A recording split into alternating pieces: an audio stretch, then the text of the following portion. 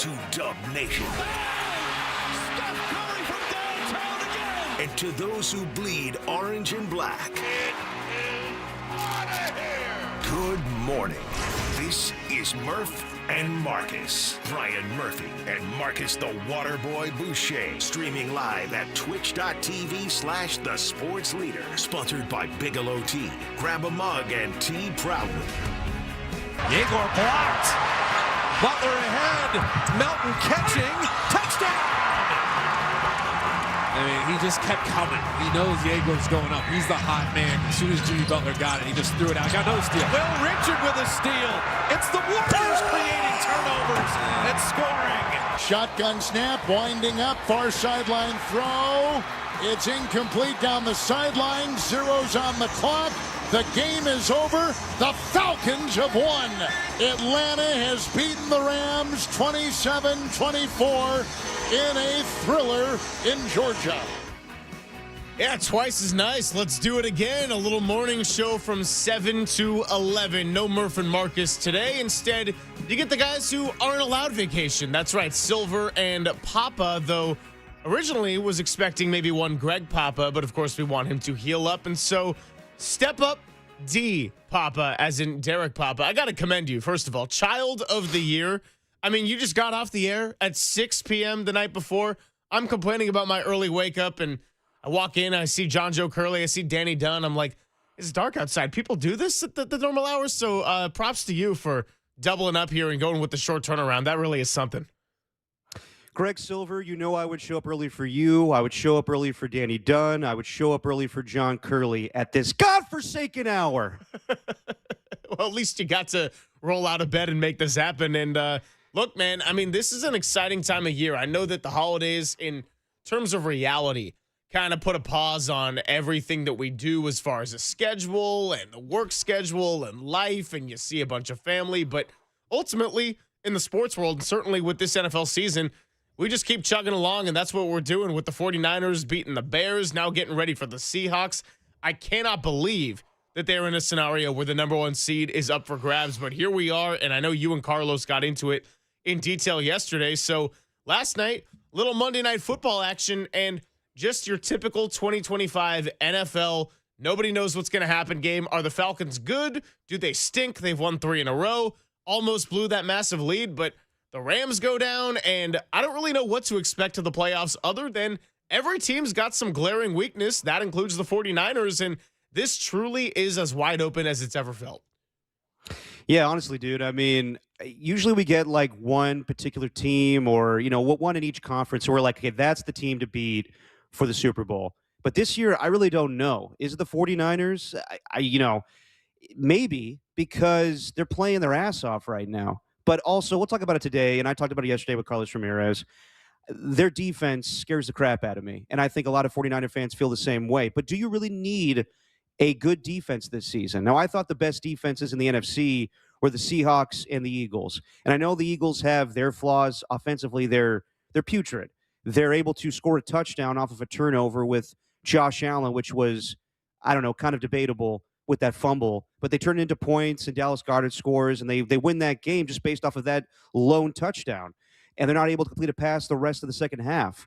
So, but can their defense alone carry them into the postseason? Can the Seahawks defense carry them? I think that Sam Darnold's kind of Jekyll and Hyde at times. But then you see them play against the LA Rams, and they have a shootout, 38-37, and maybe Sam Darnold can, get the offense going. So with the Rams last night, watching them, I think the case is they have a great offense, and last night I think was the first time you saw it shut down against this Atlanta Falcons defense. That Raheem Morris knows Sean McVay's offense very well from his years in L.A., but last night was the first time where I thought, damn, okay, they're getting their ass kicked, and maybe Matthew Stafford lost the MVP last night, even though they were able to come back into that game. And debatable on some of the calls in the fourth quarter. He missed the one wide receiver. I think it's Xavier Smith that he missed on that long completion, then a debatable pass interference call that wasn't called. Puka Nacua along the sideline should have been a spectacular catch, but he drops it. So we're thinking differently about the Rams today too. But the crazy thing is that game had no bearing on the 49ers if they lose on Saturday night. If the Rams win against the Arizona Cardinals come Sunday and the 49ers lose to the Seahawks, then the Rams are your 5th seed, the 49ers are your 6th seed. But it's all about the 1 seed for the 49ers. Can that alone help them get to the Super Bowl? Yeah, and if I may riff for a moment, everybody's avoiding the Falcons just as they're getting hot because this team was looking dead in the water. But I don't know if Raheem Morris is going to ultimately keep his job after this year. That's going to be I don't know either. Very much to be determined. And, I mean, the fact that a team plays hard for their coach, I think, says something, even when they're out of contention because nothing's given in the NFL. But, look, this is also a really cutthroat industry. And so the NFC South is one of those divisions where maybe because of how in flux that is and there's a little bit of a changing of the guard, although no team is really looking dominant, I could see Arthur Blank maybe wanting one more year to show a little bit of patience, see if Atlanta could do something while the Bucs were totally reeling the second half of the year. The Panthers are maybe going to be the NFC South champions, although wildly inconsistent. And the Saints actually looking like they're starting to build something. And quietly, Tyler Shuck is putting together a nice rookie season. No, he's been awesome. I think amongst the rookie quarterbacks, he's been honestly the best, most consistent. Did you know this, Greg Silver, last night? I was looking at all the playoff scenarios. I'm trying to see if the game last night had any bearing on the 49ers. But there is this weird scenario that Joe Buck brought up during the game that even if the Bucs beat the Panthers, if the Falcons win their last game, if it's a 3-way tie, 8-9, what we thought was a play, a win and in scenario for the Falcons and Panthers. Or sorry, the Bucs and Panthers. Yeah. Even if the Panthers lose that game, they can win the division because there's a 3-way tie. It's just screw right now in the NFC playoffs. But I did not know that was on the table right now. So I didn't know that was on the table going into the weekend either. But I do have a childhood friend who is a Panthers fan, and so he's texting me on Sunday morning, and he's like, hey, man, like, go Fins and go Falcons. And I was like, what do the Falcons have to do with any of this?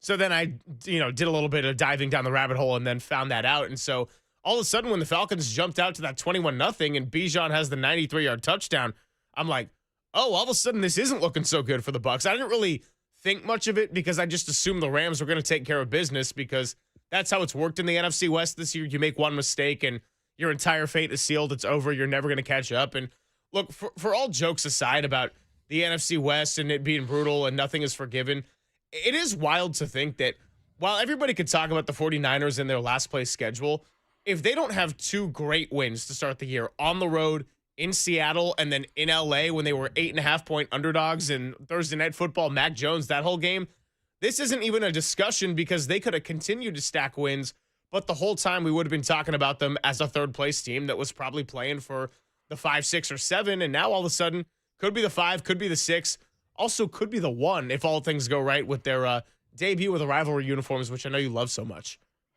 Yeah, if there's one reason the 49ers may lose on Saturday nights because of the rivalry uniforms, but I won't get into that right now.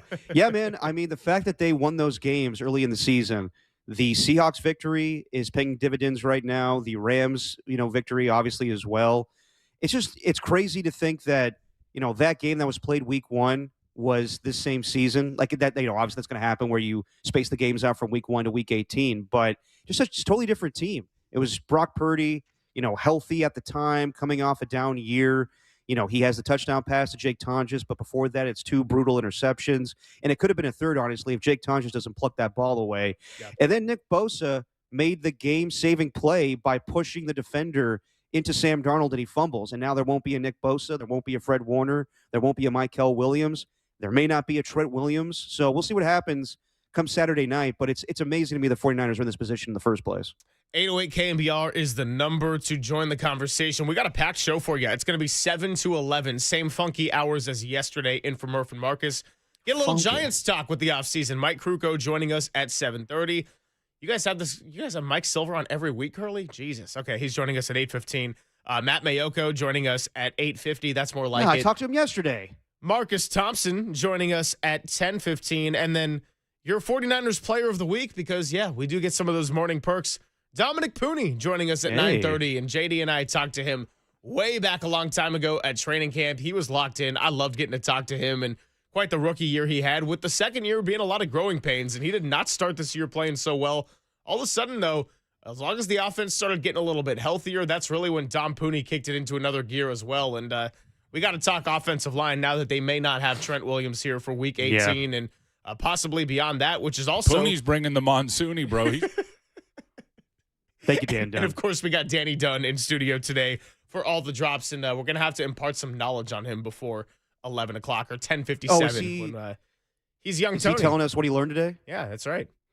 All right. Well, maybe he learned to not play me in fantasy football because he got his ass kicked back-to-back years now. Take that, Dan Dunn. Yeah, congratulations, Derek Papa, on the back-to-back fantasy football championship. And I kind of compared it actually to, I wanted to say he was like the Dodgers, like the evil wrongdoers winning back-to-back years. But I realized that I'm sure Giants fans are going to love that comparison. Nah, I think Derek was actually really more like the Phillies, where he did what they couldn't, and that was dispose of the Dodgers before we even got to a World Series. And the Dodgers in this scenario, a.k.a. Brian Murphy. Yeah, I think Murph has to establish some dominance in order to have that comparison in the first place. I think honestly, not to toot my own horn here, but I will. I think I'm like the Chiefs. I'm on a little dynasty here. Since I've joined KMER in the summer of 2022, I have dominated this fantasy football league 3 out of 4 championships. Take that, everybody. So you said you didn't want the Dodger comparison because people were going to get riled up and hate you for it, but instead you go with the Chiefs, the next best thing?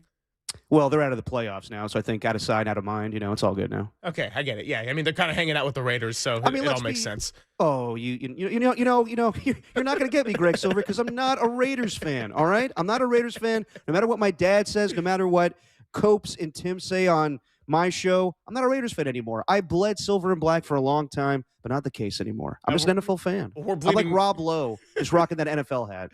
We're bleeding silver and Depop today on the Sports Leader all the way up until 11. YouTube chat is open. Tacky was first in line to say eat S, Derek, so that's important. Of course he was. Pat H hanging out with us. We got Barbs. I love Barbs. AJ Cruz, what's going on? I mean, look, this is going to keep filling out. We're already in triple digits, and that's what it's all about. So we'll get right to it. And our question, if you do want to get on the phones and the text line, do the 49ers need the number 1 seed in the NFC in order to make a deep playoff run? We'll start unpacking that when we come on back. In for Murph and Marcus, it's Silver and Depop on the Sports Leader.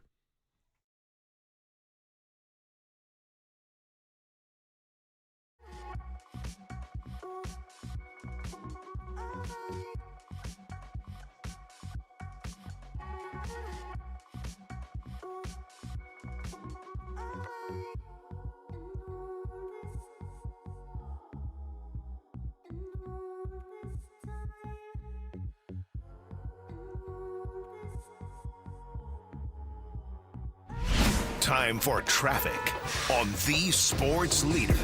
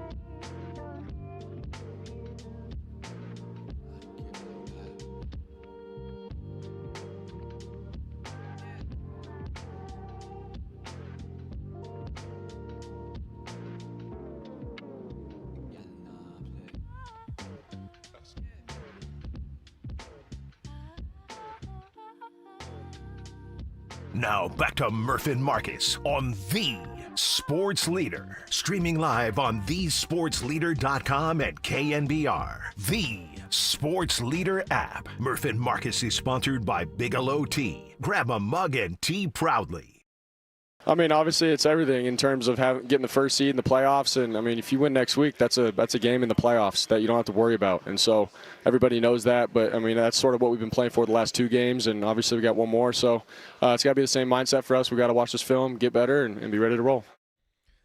Hey, Brock Purdy tracing it back to the one that we knew the 49ers needed out of their control. That was the Seahawks and their comeback over the Rams on Thursday Night Football. But really, they've been playing for this number 1 seed for the entire season because the margin for error in this division is nothing. The Rams finally lost a game yesterday. They already weren't getting that number 1 seed because Thursday Night Football loss to the Seahawks took them out of that equation. The 49ers and the Seahawks just keep winning. And so it's the brawl for it all, as Tim Ryan coined with us. And it is Silver and Depop in for Murph and Marcus. We got Mike Krukow coming up in about 10 minutes, but we're talking all things number 1 seed. 808 KNBR is the number to join the conversation, and 415 just asking the important question, saying, will there be a dirty work later today? Trying to plan your day, and that's important because we all want to plan around the holidays.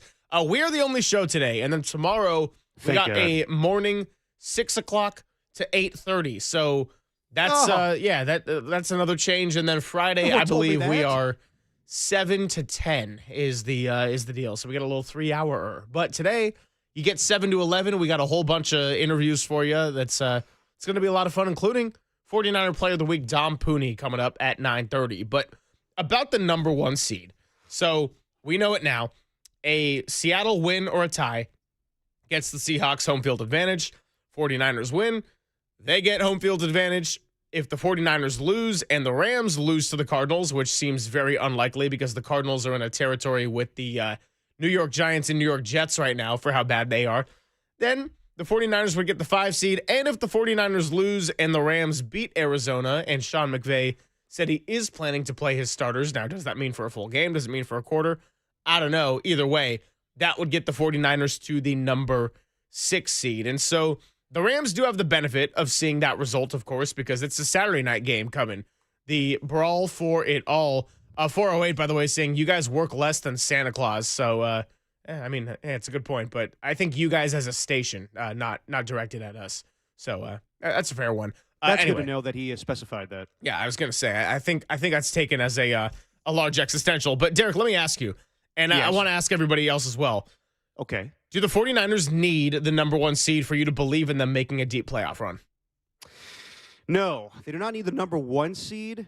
To me, in order for me to believe that they can make a deep playoff run, they need to play better defense. And I believe in this offense. I believe in Kyle Shanahan. I believe in Brock Purdy. I believe in Christian McCaffrey.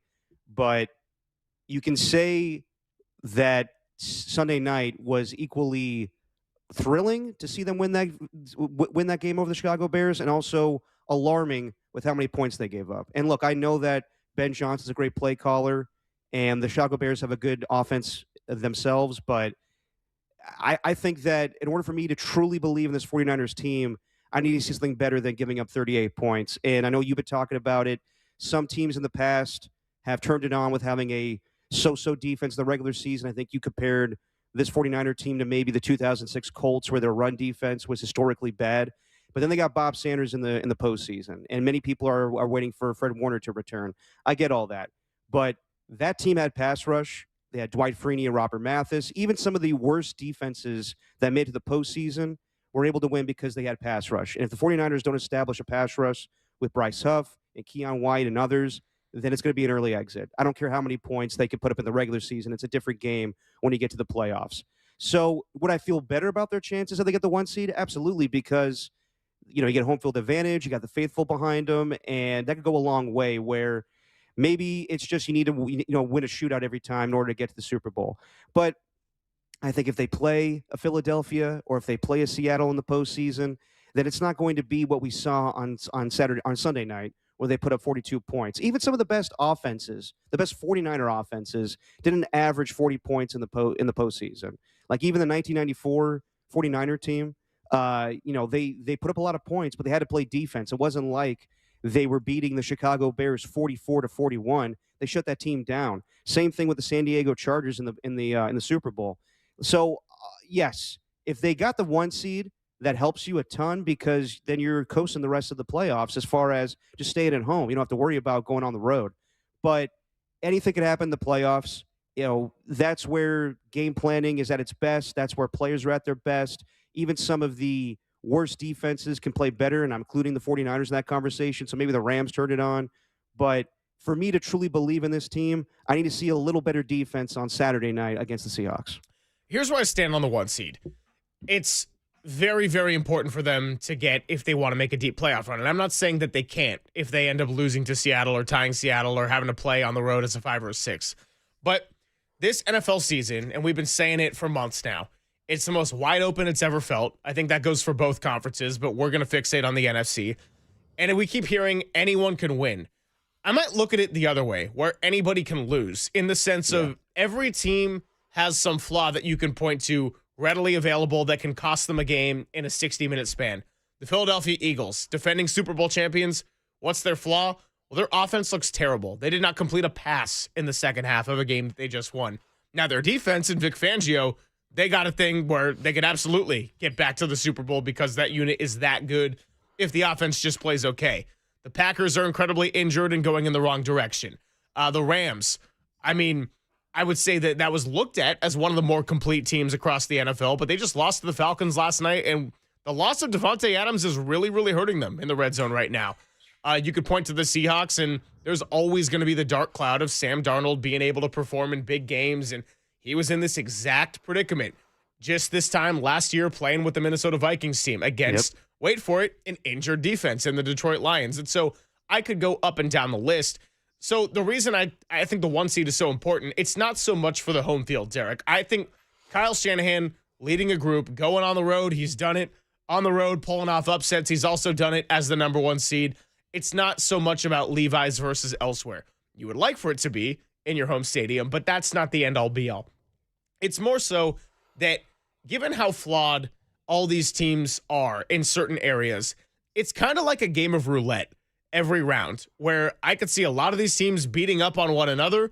But JD and I got into this a little bit yesterday where, look, the defense for the 49ers, every time they take the field for the rest of the season, the defense could be the thing that costs them the game. Now, doesn't mean it's going to happen that way, but you got to accept that result each time you come into a game. Now, the offense, if you're going to put up 40 points a game, they're probably going to continue stacking wins. So is it a sustainable solution? Absolutely not. Is it 5 games sustainable? Well, that's to be determined. But I just think that when you consider the importance of playing one fewer game, add on top of that, we don't know what the health of Trent Williams is going to be with the hamstring injury. Even if George Kittle gives it a go on Saturday, does that mean he's fully healthy? No, of course you would take that extra week of rest. And so considering how I look at every team in this National Football Conference as one that could easily lose a game because you could point to a flaw, having to do that for one fewer round is a massive advantage for the 49ers. No, I agree. And I think that if they were, like mirroring a team from 2022 or 2021, I would feel better about their chances on the road. But putting that many points up is going to require them to be at home. And I think if they have to go to Philadelphia, like let's say it's just a 3-6 matchup, let's say they lose this game, the most likely scenario would be it'd be a 3-6 matchup against the Philadelphia Eagles. And that could be a wet, sloppy game. You don't know how the offense is going to look in that. So, yes, I agree with you, Greg, that in order for them to get to the Super Bowl, they're going to need to have home field advantage. But then again, as you mentioned, a year ago, we saw the Detroit Lions have home field advantage throughout the playoffs. And their defense got exposed game 1 in the divisional round against the Washington Commanders. You know this team very well, the 2011 Green Bay Packers, who had an MVP quarterback in Aaron Rodgers. Their defense was atrocious for most of the season, but they found a way to go 15-1 that season, I believe. And in the first game in the playoffs, they got exposed with the New York Giants. So all I'm saying is there needs to be a new element to this defense. And I think Robert Saleh is more than capable of scheming it up. I just don't know about the personnel right now. But I'm with you. It's a huge advantage, the fact that the Super Bowl is at Levi's. And I think some 49er fans look at this as a golden opportunity. Me and Carlos Ramirez were talking about it yesterday, where I think you and JD were talking about this too, where, how do you feel right now, given the offseason and given the injuries? Do you have big expectations that Super Bowl or bust? Are you just running this thing out until maybe the 49ers get snake bit by their defense? I think that you have to get greedy if you're a fan and the players. Obviously, you look at what's in front of you and you want to take that. But also, you have to be realistic as well that this defense is not going to grow a pass rush overnight. So can you put up 40 points a game? I think that's very unlikely because I think the playoffs are just a different animal when it comes to offensive football. But you have to look at what's been given to the 49ers as well and think, damn, okay, they're not going to face Mahomes in the Super Bowl. They're not going to face Joe Burrow if they get there as well. It's a different deal where the NFC is kind of iffy this year. So maybe it's a golden opportunity where they need to take full advantage of this. 808 KNBR. I see the phone lines lighten up a little bit. We'll take your calls when we come on back and get into the football around 7:50. But we do want to take a little bit of a pivot here because Mike Krukow is joining us normally with the morning show. But today we are the morning show as the sun is finally coming out. I got to say, the early wake up, rolling out of bed wasn't my favorite, but not a bad view for Daly City. Not a bad view. Mike Krukow joins us next. It is Depop and Silver in for Murph and Marcus on the Sports Leader.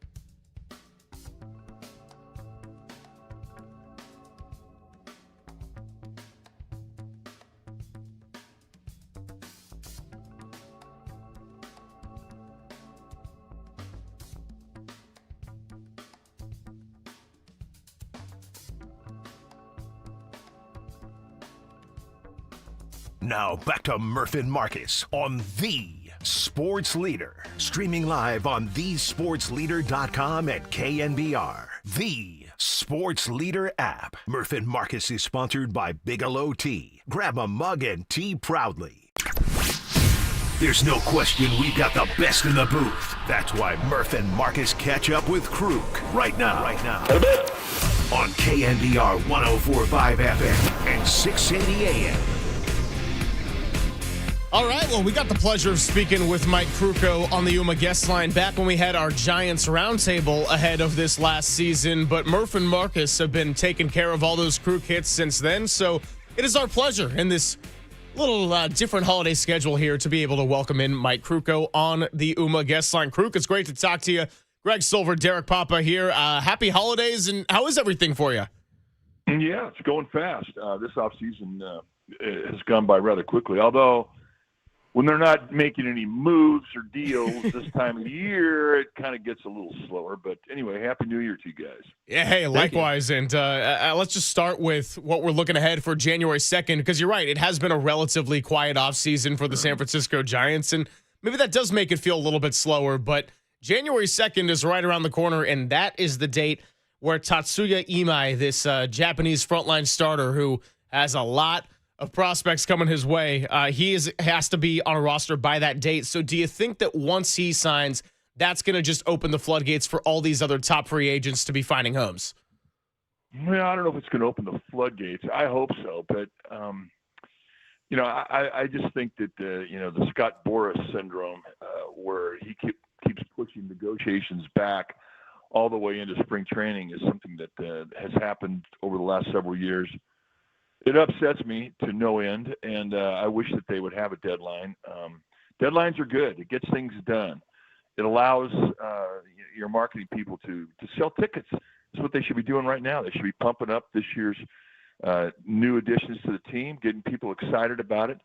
But everybody's on hold. So, I hope that that this gets done on the 2nd of January, and it indeed is a deal that, moves other people to make more deals. But I don't know. I'm not really all that optimistic. Scott Boras bores me. No, he definitely bores me too, Mike, and good to talk to you this morning. So what's the biggest priority right now, in your opinion, for the Giants? Do they need to go out and get more pitching? Is it second base? What do they need to do this offseason, in your opinion? Well, they've made some nice additions to their staff. The other thing too is, it's been kind of a trend here the last several years where they'll get somebody who's coming back from an injury, somebody who's had a Tommy John, and such is the case here. And they've done it again this year. So, you don't know as to how soon these new additions are going to be able to perform. So you have to be patient. I think if the season started right now, you'd have to look at, Ryan Walker and Eric Miller would probably be the two leading candidates to close. And again, that's assuming that Eric Miller is 100% and able to bust out once spring starts. But, given that, I do think that they're still looking. I think most of the frontline closers have been gobbled up. I do think that, that doesn't necessarily mean that you can't bring somebody in to close, but you would have to bring in somebody who's been a setup guy, and then assume that he can handle that ninth inning. So it is an interesting thing that they have done up to this point. I don't think that they're anywhere near finished in their off-season dealing, as to whether or not they pursue somebody for the rotation or the bullpen or somebody in the infield. It remains to be seen. All those things are pretty good arguments as to where they can improve themselves, but it's an intriguing situation. I know they've been busy. They've been kicking a lot of tires. So hopefully in the next couple of weeks we get to see something that gets everybody excited. It gets the marketing department very excited. Yeah, no question about it. Mike Krukow, the voice you hear with us on this Tuesday morning. I want to go back to what you were saying about, free agents signing a little bit late in the offseason, sometimes moving slow. When, as a broadcaster and a team affiliate, do you start getting antsy on the free agent signings? Because I think back to a couple of off seasons ago when Matt Chapman signed late, Blake Snell signed late, and yeah, you could say from afar, like, oh, well, look, the season hasn't started, but I think Snell, the first half of the year he had, really highlighted the importance of getting a real spring training and into a rhythm with your new teammates and your new manager and just all of that environment. So at what point do you start to get a little bit antsy about the preseason, Mike?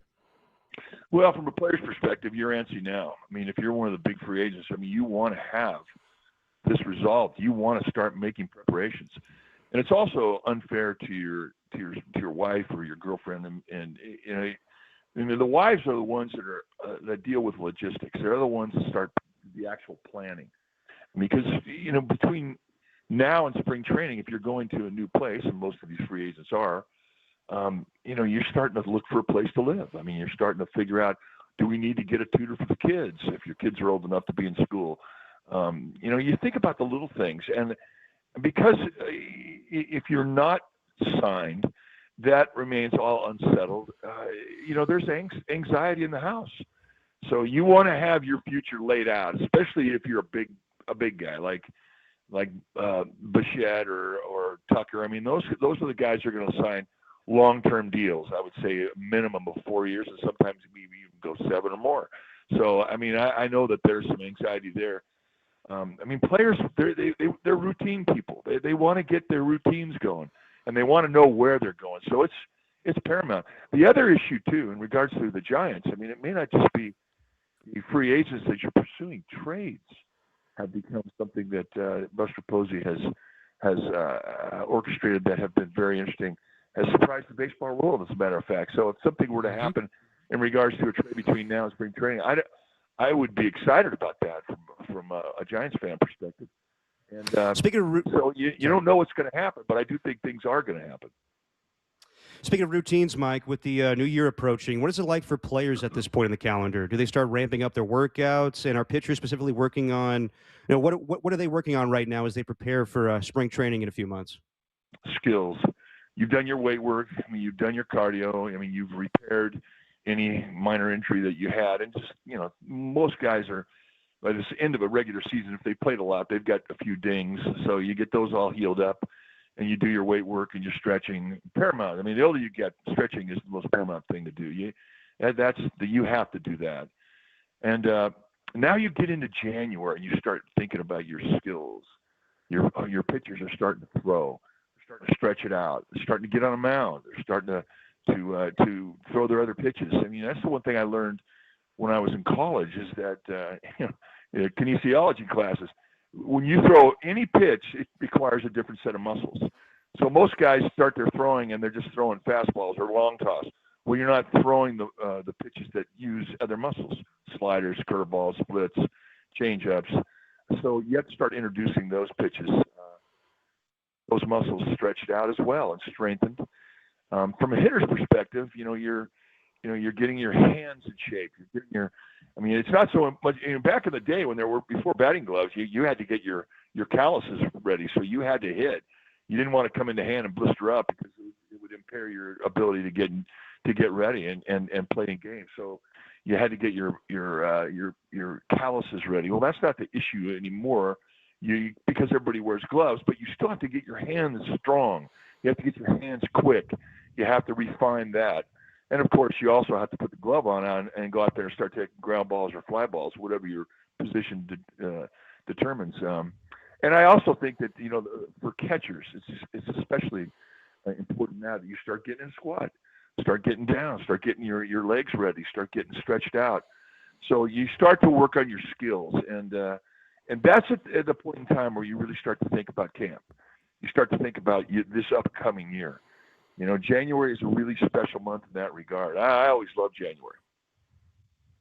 I mean, hey, who doesn't, right? We get past the holidays, you're thinking what's next to look forward to, and we're going to be having our eyes on February 20th when spring training begins in the Cactus League. So, Mike Krukow, the voice you hear with us, and, while we talk about pitching, I do want to get into Adrian Hauser, and I know you talked about him a little bit with Murph and Marcus, but he signed with the Giants this offseason, and one of the interesting notes as I was reading from John Shea in the SF Standard is his velocity increased last season. Now, it's not surprising that they wanted a ground ball type of pitcher, and given that that's what Logan Webb has been for this franchise. But when you talk about velocity increasing, is that typically the result of mechanical changes, or could it be something else? Well, mechanical changes absolutely maximize the efficiency of every pitch that you throw. When your mechanics are correct, you're going to maximize velocity, movement, and command, the big three. And so everybody's just completely obsessed with having good mechanics. But the other thing is in the off season, when you start to get into your workout regimens, you want to try and increase your hip speed. Hip speed for hitters and pitchers is paramount to adding velocity. But if you can pick up hip speed and get stronger and more flexible with your hips, you can maximize your arm speed and your bat speed. They go hand in hand. And so you know, with flexibility and stretching and the strength exercise now, that they can really get into the muscles that are in your core. I mean, you can develop your hip speed and increase all of your numbers in regards to velocity, and your core. Your core also includes your abdominals. Your abdominals allow you to maintain your balance through your exercise. When guys get tired on the mound, it's not their legs or their arm, it's their core, it's their abdominal muscles start to fatigue. Once that happens, you lose your ability to be consistent with your release point and crack the whip. When your core starts to lose strength, I mean, your ability to maximize your release point, it goes all over the place, and you start to lose command. You start to lose the big three: velocity, command, and movement. And it's the same thing for a hitter. You lose the control of your bat hit. So, I mean, those are the things that you can absolutely 100% improve your velocities with. And with what they've determined now as to the best way to enhance that, I think is the best that's ever been in baseball history. I mean, look, and Adrian Hauser himself pitched well against the Giants this last year, so hopefully he's got a thing for Oracle Park and can deliver some wins for them. My last one for you, Mike, is that last year with the Cactus League, there was a great deal of optimism in year one of Buster Posey. He brought a lot of former Giants around to bond with some of the current players. You know, Yusmeiro Petit bonding with Camilo Doval. JT Snow was working with Bryce Eldridge in camp. And so there's another change that happened, and it was a big one with Tony Vitello. Now, everyone's been saying they want Tony V to be himself, but I guess more specifically beyond him being himself as a leader, Mike, what would you like to see in the Cactus League as far as Tony Vitello in terms of how he adjusts as a manager before this really gets going against the Yankees on opening night? Well, he's already been doing his homework. He's gone all over the world, literally, meeting players. And that was the first thing. I mean, the communication, he has to introduce himself to these guys. He has to get them on board quickly.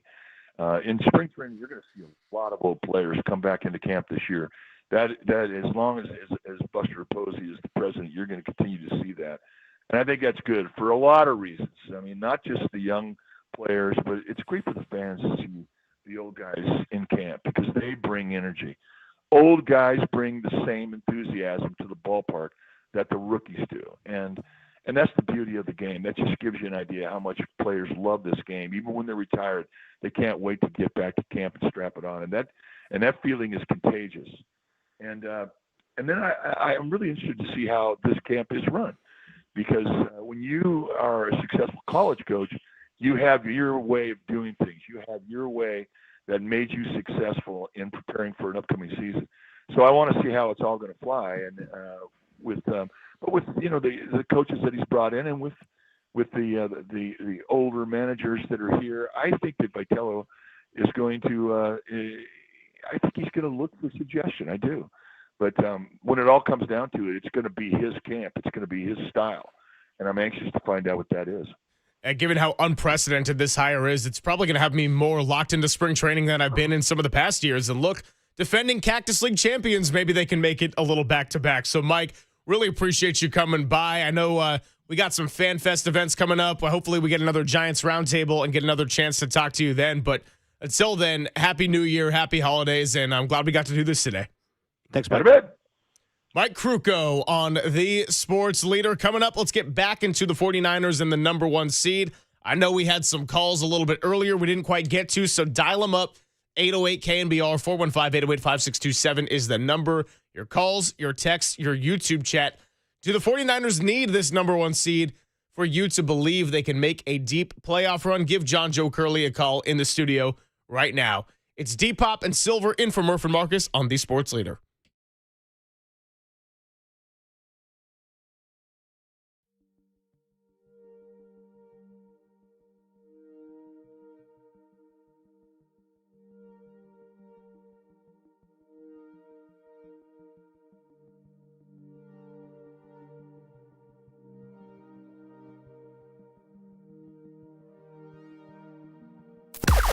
Now, from the O'Donnell Financial Group Sports Desk. Learn more at odfigroup.com. O'Donnell Financial Group, because planning is a process, not a product.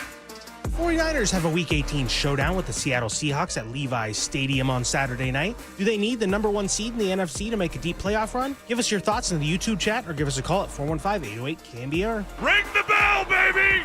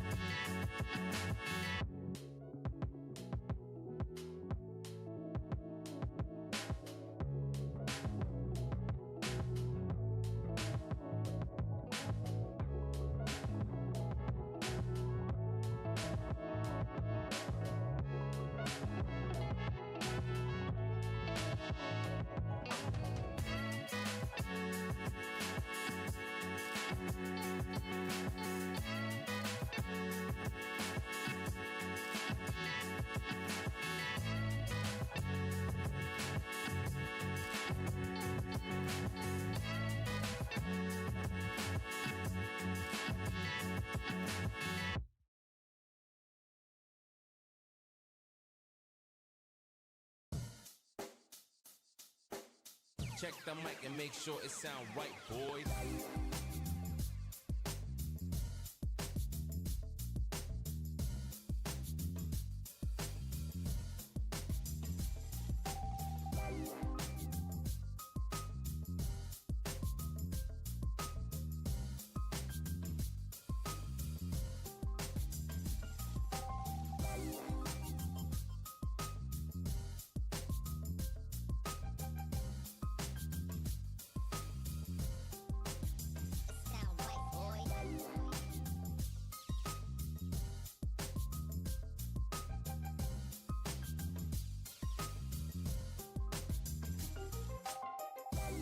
This is The Big Hit, sponsored by Benjamin Moore Paints. Experience the Benjamin Moore retail difference at our independently owned authorized retailers today or at benjaminmoore.com. Murph and Marcus continue live from the Casino Matrix Progressive Jackpot Studios. Casino Matrix. Progressive jackpots are here. Where are you? Just drop in. 1-800-GAMBLER. They're at the Bears' 38-yard line, second down. Purdy drops back. Purdy steps up. Purdy throws middle. There's Jennings. He's got it. Inside the 20, the 10. He's gone. Touchdown. 49ers back in front. What a call there by Guy Haberman, and what a back and forth that was, to much the delight of Depop. So what do you got? I know you and Guy go way back, but what is it about watching Guy Haberman / listening to Guy Haberman fill in for your father this season that just makes you laugh? No, dude, me and Guy go way back. Yeah. 10 years ago, I was producing his show with John Middlecoff, so nothing but respect to Guy Haberman. But and if I've said this before, but if I could have anybody fill in for my pops, it would be Guy. He definitely knows his team very well, and I've been doing stats for him for the Pac-12 network. He's great at play-by-play, but there's little things every now and then that make me laugh. I remember years ago he filled in for Tim Roy on a Warriors play-by-play on a radio broadcast for them. Yeah. I remember Pascal Siakam was playing the Warriors, and God, his calls on that were just hilarious. Just another three, and then when I hear Guy just elongate that call, he's gone. It just makes me laugh. So shout out to Guy Haberman doing a fantastic job, but the "he's gone" line got me. He's gone. It's like you're going over a bumpy road a little bit, and there's just a little bit of voice inflection there. Yeah, exactly. Or he's like Tarzan, or like he's singing opera. But just the fact that he just let that note hit, it shows that it just shows that he's got that range. He's got that vocal depth that makes Guy Haberman the best play-by-play guy right now. Well, look, and obviously our best play-by-play guy is at home resting right now, and we hope that he's ready to go on Saturday. And if not, then I know Guy Haberman and Tim Ryan collectively will do a great job for what Tim has deemed the brawl for it all. I'm going to keep using it all week. It's such a good term. And we got the Seahawks coming in. Exactly. Yeah, right. Just like a lot of their nicknames and a lot of their phrases that they use that you know very, very well. So number one seed, how important is it for the 49ers? That is our big hit today on this Tuesday. We'll be here all the way until 11 o'clock. So a little bit of different hours than tomorrow for those wondering. We got a little 6 to 8:30, and then we got some bowl games coming your way for New Year's Eve. So I don't really know what my sleep schedule is going to be, but hey, welcome to morning radio, and this is what it's all about. No, 100%. This is the dirty work, my friend. And, I mean, you're in studio. I'm home right now, so I'm not going to complain too much. But, yeah, we'll get after it tomorrow starting at 6 a.m. Good Lord. Yeah, hey, no doubt about it. So I kind of shared some of my thoughts on the number one seed, and I believe that the NFL, to some degree, especially in the NFC, every team you can look at and point to an immediate flaw. And I know that, yes, any given Sunday, any team can win, and that's why you play the playoffs in single elimination. That's no different than this year, but truly it feels like we have seen more unpredictability. We have seen more upsets. We have seen more fourth quarter flips in this NFL season to where I don't really know what teams I could think are going to win the Super Bowl. I mean, going into last year's playoffs, Derek, like, let's be honest with ourselves. What teams did we think had a very real chance to win the Super Bowl? We thought probably the Detroit Lions, even though they were very injured, and that ended up being their fatal flaw. We thought the ultimate champion, the Philadelphia Eagles, could certainly do it. And then the three AFC teams, I think, were probably the Chiefs, the Bills, and the Ravens. So that was like a little bubble of five. Anyone else, I think, would have been deemed a pretty big surprise, no? No, definitely. And I think that going into this season, it's up in the air. Like, at one point, I thought the Rams were the best team in the NFC. I thought that their worst loss this season prior to last night would have been their blown lead against the Philadelphia Eagles when they were up 26-7. So that was a team that I was looking at for the most part. But I'm with you, Greg. I think last year you could say, like, there were more dominant teams. Like, obviously the Detroit Lions went 15-2. The Philadelphia Eagles were right behind them. So it's up there for the 49ers right now. It truly is, where there is no team that really stands out. Like, earlier in the year, I thought maybe the Green Bay Packers were going to be that team because they had the pass rush, but they got the injury bug way worse than the 49ers right now. It happened at the worst time for them with 4 weeks left in the season, where the 49ers are able to recoup and play with this banged-up defensive unit and still winning games. So, yeah, I mean, to this, bigger conversation of, do they need the 1 seed right now? Absolutely, they need the 1 seed. But I think it's where we're going to see some crazy stuff in this postseason, whether it's the AFC or NFC. You look at the teams right now that could be in line to be the top 2 seeds, the Denver Broncos and the New England Patriots. I'm not buying those teams right now. And I probably should buy them over the Buffalo Bills. I think when we get to the playoffs, you usually buy the quarterbacks and the coaches. And based on that, I mean, we were talking about it on Dirty Work with Carlos Ramirez. Right now, Greg, how would you rank the NFC quarterbacks as far as who you trust the most going into the playoffs? Oh, that's a great question, because JD and I were getting into that, and he actually took that step of saying, I think it's about QB coach combo. There's no way that Brock Purdy and Kyle Shanahan right now are anything less than second going into the playoffs. I'm not saying they're the second best team. I'm not saying they have the second best chances to ultimately represent the NFC. But right now, you would say it's Stafford McVay, and you would say it's Purdy Shanahan, and everything else there is a significant tier drop. And yes, I know that Nick Sirianni and Jalen Hurts just won a Super Bowl together. Let's be fair about it. Nick Sirianni is a culture guy. He is coordinator dependent. When he had Shane Steichen and Kellen Moore, they were a team that went to the Super Bowl. When he had Kevin Patullo and who filled in after Steichen that got fired the next year? Oh, God, Brian Johnson. There you go, Brian Johnson. Good call. Yeah, the quarterback coach. Exactly. So they went in-house again, and all of a sudden it was looking like a mess. So, yeah, I know they won a title together. They didn't complete a pass in the second half. That offense hasn't looked good. And you think you want to talk about Brock Purdy having the Avengers and everything. Dude, we got Brock Purdy out here throwing to Jake Tonjes. Austin Pleasance is protecting him at left tackle for the entirety of the game, outside of the one play that hurt the Niners the most in the pick six. Jalen Hurts has Devontae Smith. He's got A.J. Brown. He's got Dallas Goedert. He's got Saquon Barkley. And yes, his offensive line, I understand, has been in and out with a little bit of injuries. But, I mean, come on, man. Like, if we're talking about Hurts Sirianni right now, it's not even close to the rest of it. I joked that LaFleur Willis might have a case to be right up there because Malik Willis has done a nice job. But, no, the Green Bay Packers are a mess without Micah Parsons right now, and they're backing into the playoffs. How about the Packers, by the way? I mean, I know if you're the Chicago Bears and you get that 2-7 matchup, that's not one that you feel comfortable about because of all the history and because of how disappointing it would be. But the Packers clinched a playoff spot. Let's do a quick week in review. Romeo Doubs muffs an onside kick. You lose this heartbreaker to the Bears. Then you lose to Derrick Henry, who goes for 4 touchdowns, and Tyler Huntley, Lamar Jackson's not even playing. Tyler Huntley goes for 41 points. So you end up losing that game a week later. But you got into the playoffs just because the Lions had 6 turnovers at the worst possible time of the year. I mean, they are probably the least threatening playoff team at this moment. And so that leaves, Darnold McDonald, who, yes, Sam Darnold's had a really nice season, but there's always going to be the doubts about the big games in the postseason, even with what he did to come back on Thursday Night Football. So, yeah, if we're talking about quarterbacks, Brock Purdy is certainly top 2. And then if we combine it with head coach quarterback pairings, it is a clear tier of who the top 2 are in this conference. No doubt about it.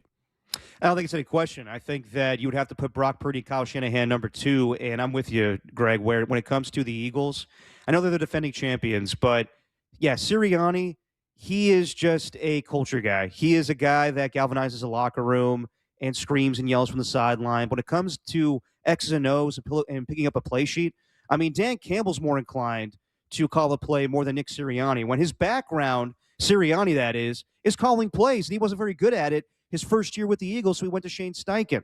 And also with Jalen Hurts, he is just not seeing the field right now. I know he was Super Bowl MVP, and he played his ass off in that game. But prior to that, we were talking about, who's the better quarterback, Jaden Daniels or Jalen Hurts. They turned it on in the postseason. But I don't think it's any question. I think that Kyle Shanahan, I think that right now he's separating himself as far as play callers in this league. You have, like last night, Sean McVay, great play caller, but missing Devontae Adams, their offense is not as good. With Matt LaFleur not having Jordan Love and others, the offense is not as good. When the 49ers are missing huge pieces to their offense, they still put up a good amount of points. When Mac Jones was at quarterback, they were still scoring points. And do they ever screw up? Like the way that this offense is humming right now, do you ever see them false start or have an illegal shift or illegal formation, anything like that. It's Remember, just so Jawan on Jennings point right was getting a bunch of pre-snap penalties in a way that was brutal in the first half of the season. And I know he was playing injured, but to your point, Derek, they've really, really cleaned that up in a major way. When the margin for error has shrunk, their errors committed has also shrunk with it, and that's why they continue to stack wins. And that's why I think Kyle Shanahan knows there is no margin of error right now. Like, I think that he realizes what he's up against when it comes to this defense, and he's going to be kind about it in these press conferences. But he knows I don't have what I had in 2019 or 2022. I need to score every possession. That's why when the when the Bears kicked that field goal to go up 38-35, he was like, I have to capitalize on this. And I was talking about this yesterday in the studio, Greg. Did you, when you were watching the game, did you see Brock Purdy put 2 fingers up after Jawan Jennings scored that touchdown? Yes. The signal they were going for 2? Yes. Okay. So I saw that in real time, and I was like, whoa, what are they doing? And then they kicked the extra point. But then I go into the studio yesterday and getting ready for the show with Carlos Ramirez. I hear Tim Ryan acknowledge that Brock Purdy put up 2 fingers. So my thought is, did Kyle think that he needed to go up 43-38 because he was going to think that maybe Ben Johnson was going to go for 2 if they took the lead, or they have to kick a field goal to tie the game up? That's just how crazy these play callers are these days, where they're thinking that much ahead. But I'm glad I'm not alone there, where I thought it was clear. Brock was signaling we're going for 2, but then I think Kyle was talked out of it. I hope Dirty Work's not on the air the rest of the week, so we're not going to talk to Kyle, but I hope someone brings that up with Kyle Shanahan this week. Yeah, no, I saw that too, and I remember saying out loud, because I was watching with my family at home, I was like, oh, they're going to go for 2, and then immediately I looked at the score, and I was like, wait, why are they doing that? And then when I saw Eddie Pinheiro, I was like, okay, I don't know what that was about, but I'm glad that I wasn't the only one that picked up on that, because I thought that was very, very strange in the moment. To your point, though, got some offensive psychos. You're listening to KNBR and KNBR FM San Francisco, the sports leader, a Cumulus media station, as we move on into hour number 2. It is Silver. It is Depop in for Murph and Marcus. We got Danny Dunn behind the glass. We got John Joe Curley making it all happen. All right, let's get out to, we lost our callers. Okay, phone lines were open. I was going to say it was actually the Bay Area's favorite caller that was getting ready to talk. Dwayne.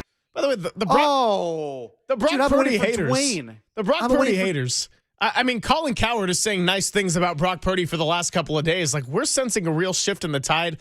I don't know if we should be happy as a region in the Bay Area, or if we just kind of want the 49ers continuing to, be a little bit of a sleeper, be kind of hiding under a rock before people are forced to acknowledge it. Well, I think Sunday night showed that Brock Purdy is not just some system quarterback. I know we go back 2 years ago when Dan Orlovsky was like, yeah, if you plug Mac Jones in there, it's be the same thing. And sure enough, that happened this year. But it wasn't. We're seeing now that Brock Purdy takes this offense to another level. Like the schoolyard play where he was doing the okey doke with Tremaine Edmonds and the other safety there, where I'm going to run, I'm going to throw, I'm going to run, I'm going to throw, and then he throws it to Kyle Juszczyk. That was amazing. And I'm glad that Chris Collinsworth acknowledged that that's Patrick Mahomes stuff right there. So I think Sunday night showed that maybe Brock Purdy, I'm going to, pump the brakes on elite level, but he's definitely the franchise quarterback for this team that anybody had any other thoughts about it. And I'm pissed that Dwayne and Stockton dropped, because I got to hear from him, man.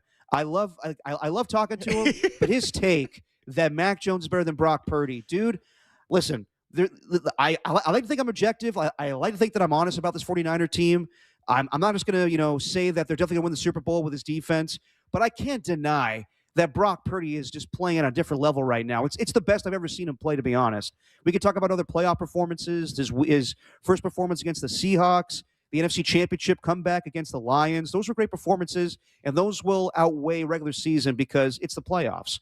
But I think that Brock Purdy's playing on a different level right now, and I think it was Matt Maiocco or Carlos Ramirez who made this point yesterday. When someone takes your job and does it at a really good level, then you start to get a little paranoid. I'm not saying that Brock ever thought that his job was in jeopardy, but I'm sure just watching Mac Jones and seeing how this team was playing got him more mentally prepared and more focused than he has ever been in his life. Are you implying that Greg Papa is going to be a little bit stressed after he tunes into the show today?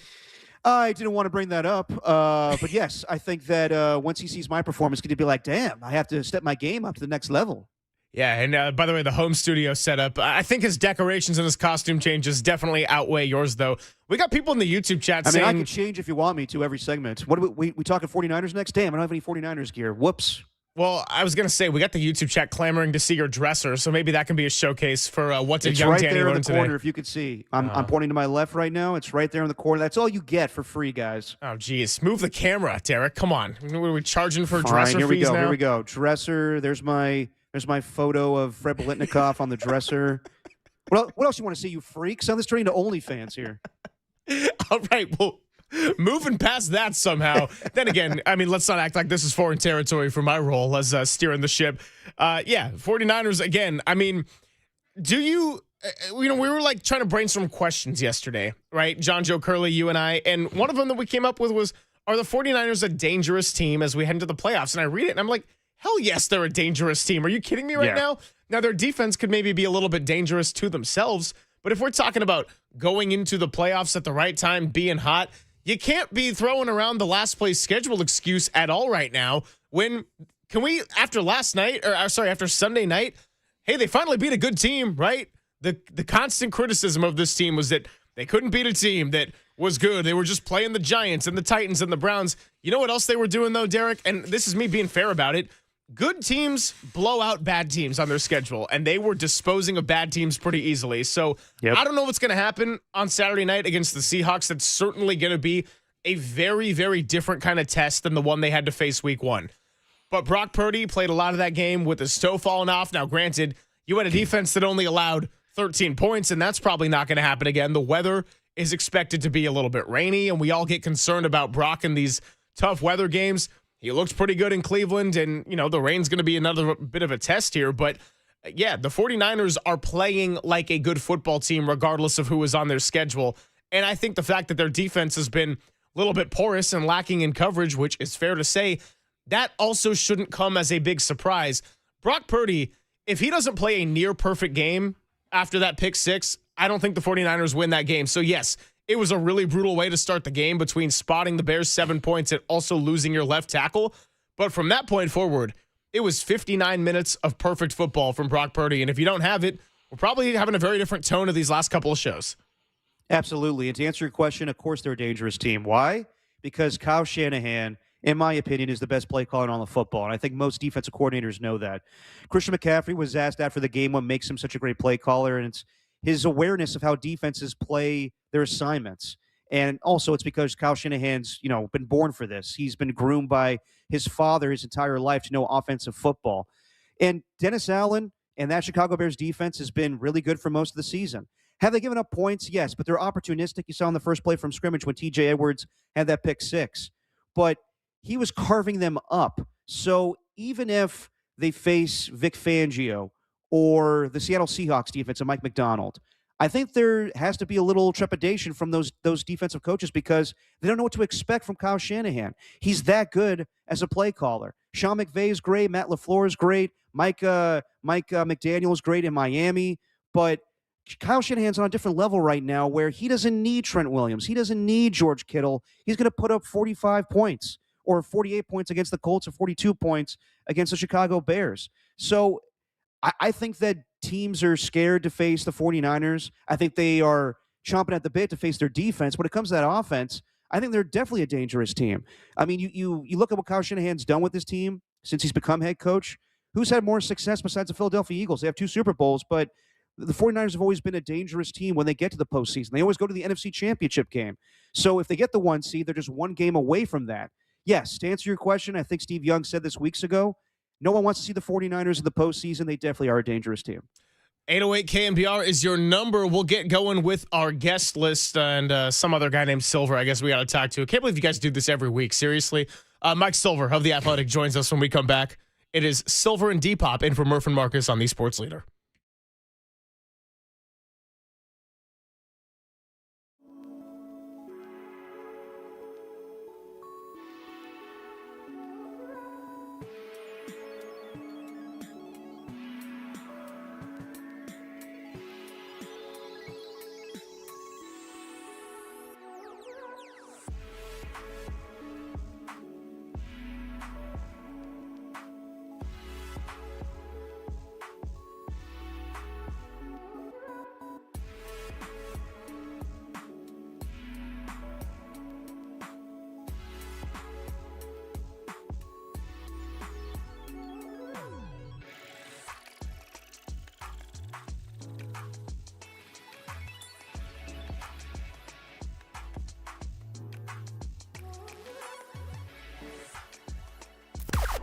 Now, from the O'Donnell Financial Group Sports Desk. Learn more at odfigroup.com. O'Donnell Financial Group, because planning is a process, not a product.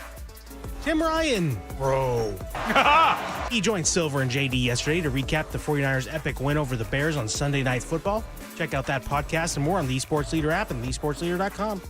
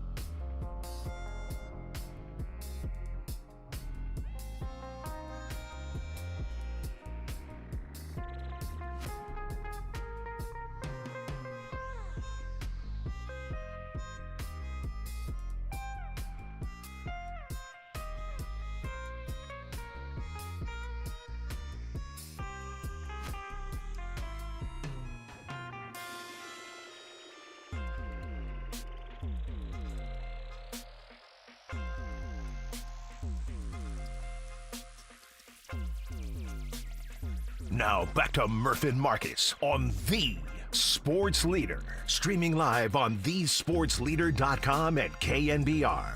The Sports Leader app. Murph and Marcus is sponsored by Bigelow Tea. Grab a mug and tea proudly. Everybody's searching for better things at this time of year. And for the 49ers and the rest of the NFL, that's what they're doing as they look ahead to the postseason. Or if you're out of it, well, then you're searching for more than just a couple of better things. It is Mike Silver of The Athletic joining us on the UMA guest line. Can't believe he does this every week. Murph and Marcus put up with him, and I just had to, hang out with him for a few days. But, he got a nice break from me as he was in Levi's Stadium on Sunday night for one of the games of the year. For those who don't know, he has a knack of just going to some of the all-time classic games. So anytime I ask him where he's traveling, I make sure to tune into that game knowing it's probably going to be something good. What's up, Father? Well, that was a killer game. There have been a lot of them recently. If you just look at December, both Bears-Packers games, obviously that Rams-Seahawks game, even the Rams-Falcons last night was wild. And I really think we're going to see a lot of that in January and February, not because there's so many great teams heroically battling it out for a Lombardi, but because no one's great. And that's kind of what I wrote about today in The Athletic. But it is the most wide open I ever remember it.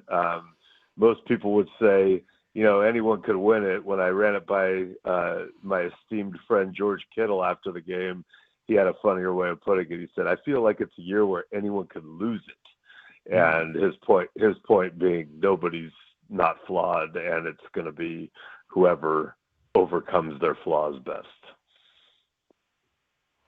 So, Mike, you went to the game on Sunday night, and it was electric, 42-38, 49ers victory. On the flip side of it, the defense has been, the case for most of the season, hasn't been fantastic. But, you brought up the Thursday night game with the Rams and Seahawks.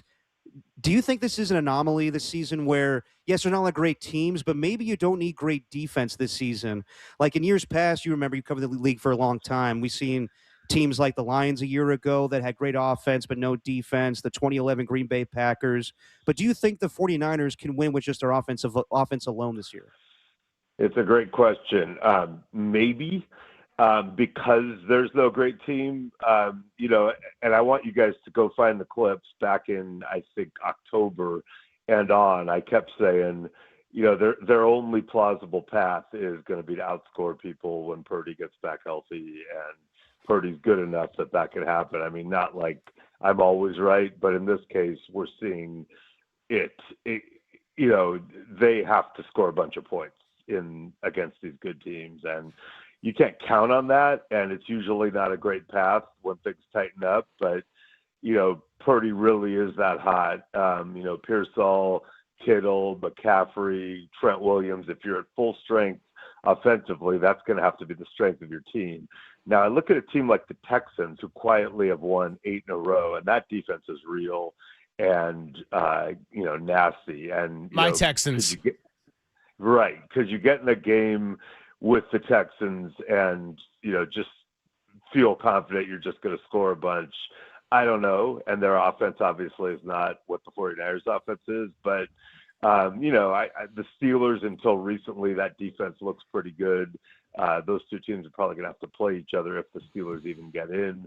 Whole other saga. But I still look for kind of the usual suspects. Denver, a team that defensively could crank it up to a higher level, but, and the Seahawks. But certainly, you can't discount the possibility this year, because I don't think there's a clear-cut favorite. I would argue that even with the bad loss last night, you could make a strong case that the Rams going into the NFC playoffs are on paper the best team, and they're going to be 5 or 6. So it should be a wild year.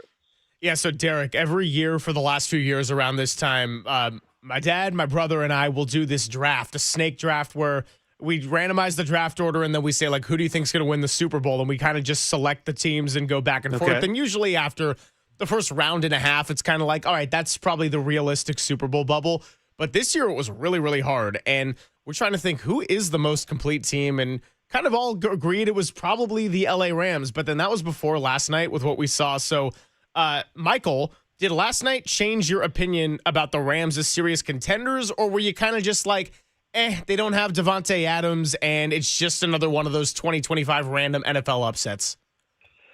Well, first of all, I hate that it was a standalone game because people now treat the MVP like the Heisman, but it's worse because not only is it worse in that you go, okay, well, Matthew Stafford threw 2 interceptions or whatever, 3. He's out now. But worse, now it's odds. Now you see in real time. Here are the MVP odds. Like, I'm a voter.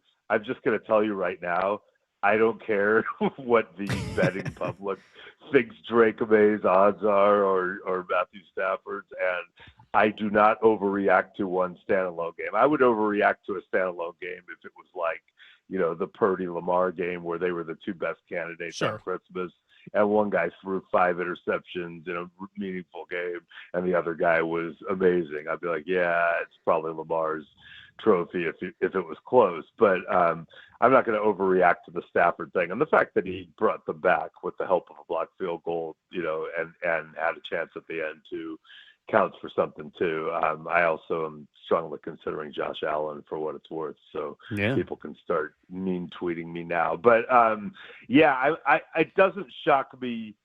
There's a lot of human nature going on, right? Like, you tell yourself, coaches, I'm sure, like, you guys, we can't have a letdown. This is everything. We're going to play. We got to win. And, like, players are like, yeah, we're the Rams. This is important. But, like, it's human nature. It's a little deflating. Like, wait, we were going to be the number 1 seed, and now the best we can get is 5. We can't win the division because the 49ers beat the Bears. So you're like, okay, rah, rah, let's go play hard. But I think on some level, you're like, this isn't when we have to really, really, really dig. And the Falcons, to their credit, who were 4-9 and out, are playing really hard. And, Jeff Ulbricht's doing an incredible job at defensive coordinator.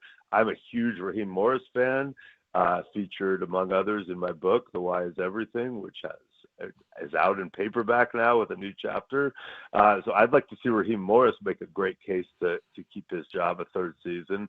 So, I kind of like that part of it. But, A, it's human nature, and B, there are no great teams that can just put the hammer down. And you saw that with the Steelers, who were like, okay, DK Metcalf's out, but, we can avoid a winner-take-all game with the equally struggling Ravens if we just beat the Browns in Cleveland, and they couldn't just do that. So the Buccaneers, all they had to do was, win one of these games. They couldn't do it. We're seeing it in unconscionable ways, but I do think that's a reflection of, is Tampa really better than Miami when all is said and done? Is Atlanta really bad? But it does make it more fun. No, I'm with you, Mike. Just because Drake May threw 5 touchdowns against a lowly Jets team that wasn't trying very hard doesn't mean that Matthew Stafford shouldn't get MVP against a pretty good Falcons secondary. But speaking of voting, we talked about Coach of the Year a couple weeks ago on the afternoon show, and I asked you, does context play a role when it comes to, like, Mike Vrabel turning things around, Liam Cohen, Ben Johnson, to what Kyle Shanahan's been dealing with? Do you believe getting the 1 seed could sway voters for Kyle Shanahan to win his first Coach of the Year award?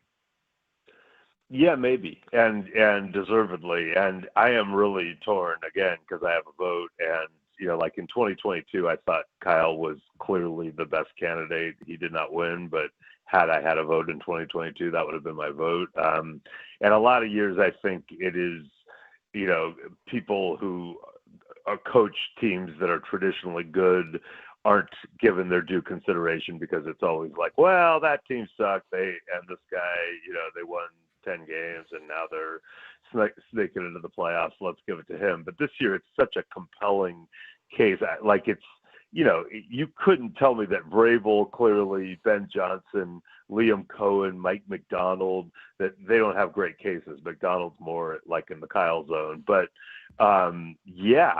look, all the injuries and an incredibly tough division that they have a chance to win, possibly the number 1 seed, the elite coaching on both sides of the ball, because as great as Robert Saleh's been, obviously that all comes back to Kyle as the head coach. So, I've kind of been thinking in my head, Vrabel is really, really tough to beat, week schedule be damned. But sure, I'm going to be at that game Saturday, and it's not the Heisman, but I will be swayed certainly if they close it out. Mike Silver joining us here on the UMA guest line. We'll be doing the show all the way till 11 today, so different hours. And you were there at Levi's on Sunday night. Our question of the day is, how important is the 49ers getting the 1 seed for them to make a deep playoff run? And one of the parts of the equation we haven't even really gotten into yet is that, well, getting the 1 seed also might be the difference between Trent Williams suiting up for a playoff game and not. And so Trent Williams goes out the first play on the pick six. Then Austin Pleasance fills in and does a lot better job than I think a lot of us would have thought here, even though he did give up that 1 sack to Booker. But, with Trent, just what was it like after the game? I know you were down there. Cam Inman told us yesterday he never really experienced a hamstring injury, so he looked more puzzled than anything. And obviously, these are the type of injuries where you can't just shoot it up for pain, right? Like, if you come back too soon, that could be even worse. And Trent had played every game up until this point, so how important is it for the 49ers to try to survive without Trent, given that it's looking like he's probably not going to be able to go this Saturday? God, it's so funny you asked that question, and I'm just thinking, like, can Steph be back for the first game? Like, no, we're not back there again.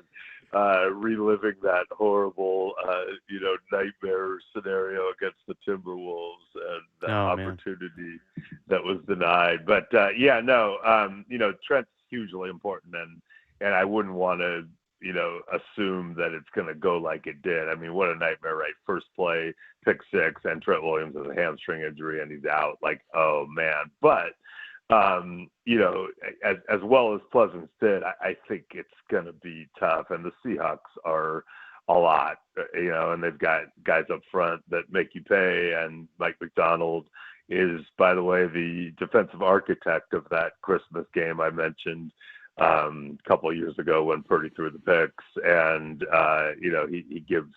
he gives people fits schematically. So that in and of itself is going to be tough. And then, if you could buy Trent some time on the back end by getting the bye, that would certainly be good. But it's the 49ers. I feel like it's not just going to be Trent. Like, somebody's always hurt, right? I mean, I was joking with Ricky Pearsall after the game. I was like, dude, that was great theater, how you like made the catch and then you went out and everyone's like, oh my God, he's hurt again. And then you came back in and made another catch. And he was like, dude, I love drama. He's like, I just had a tiny bit of pain. He's obviously being sarcastic, but he basically, we know Ricky gets banged up. Kittle's obviously been, going through his stuff. Purdy. So let's just, let's pray that we get to see the 49ers as close to full strength as they can be in these playoff games. And no, they do not have to be the number 1 seed to win, especially because it's so wide open. But they do have a lot to play for. Switching gears for a second, Mike, I know I saw you over the weekend reacting to the Max Crosby news that he was going to be held out the last 2 games of the regular season for the Raiders. He left the practice facility. There's talk about his future with the team.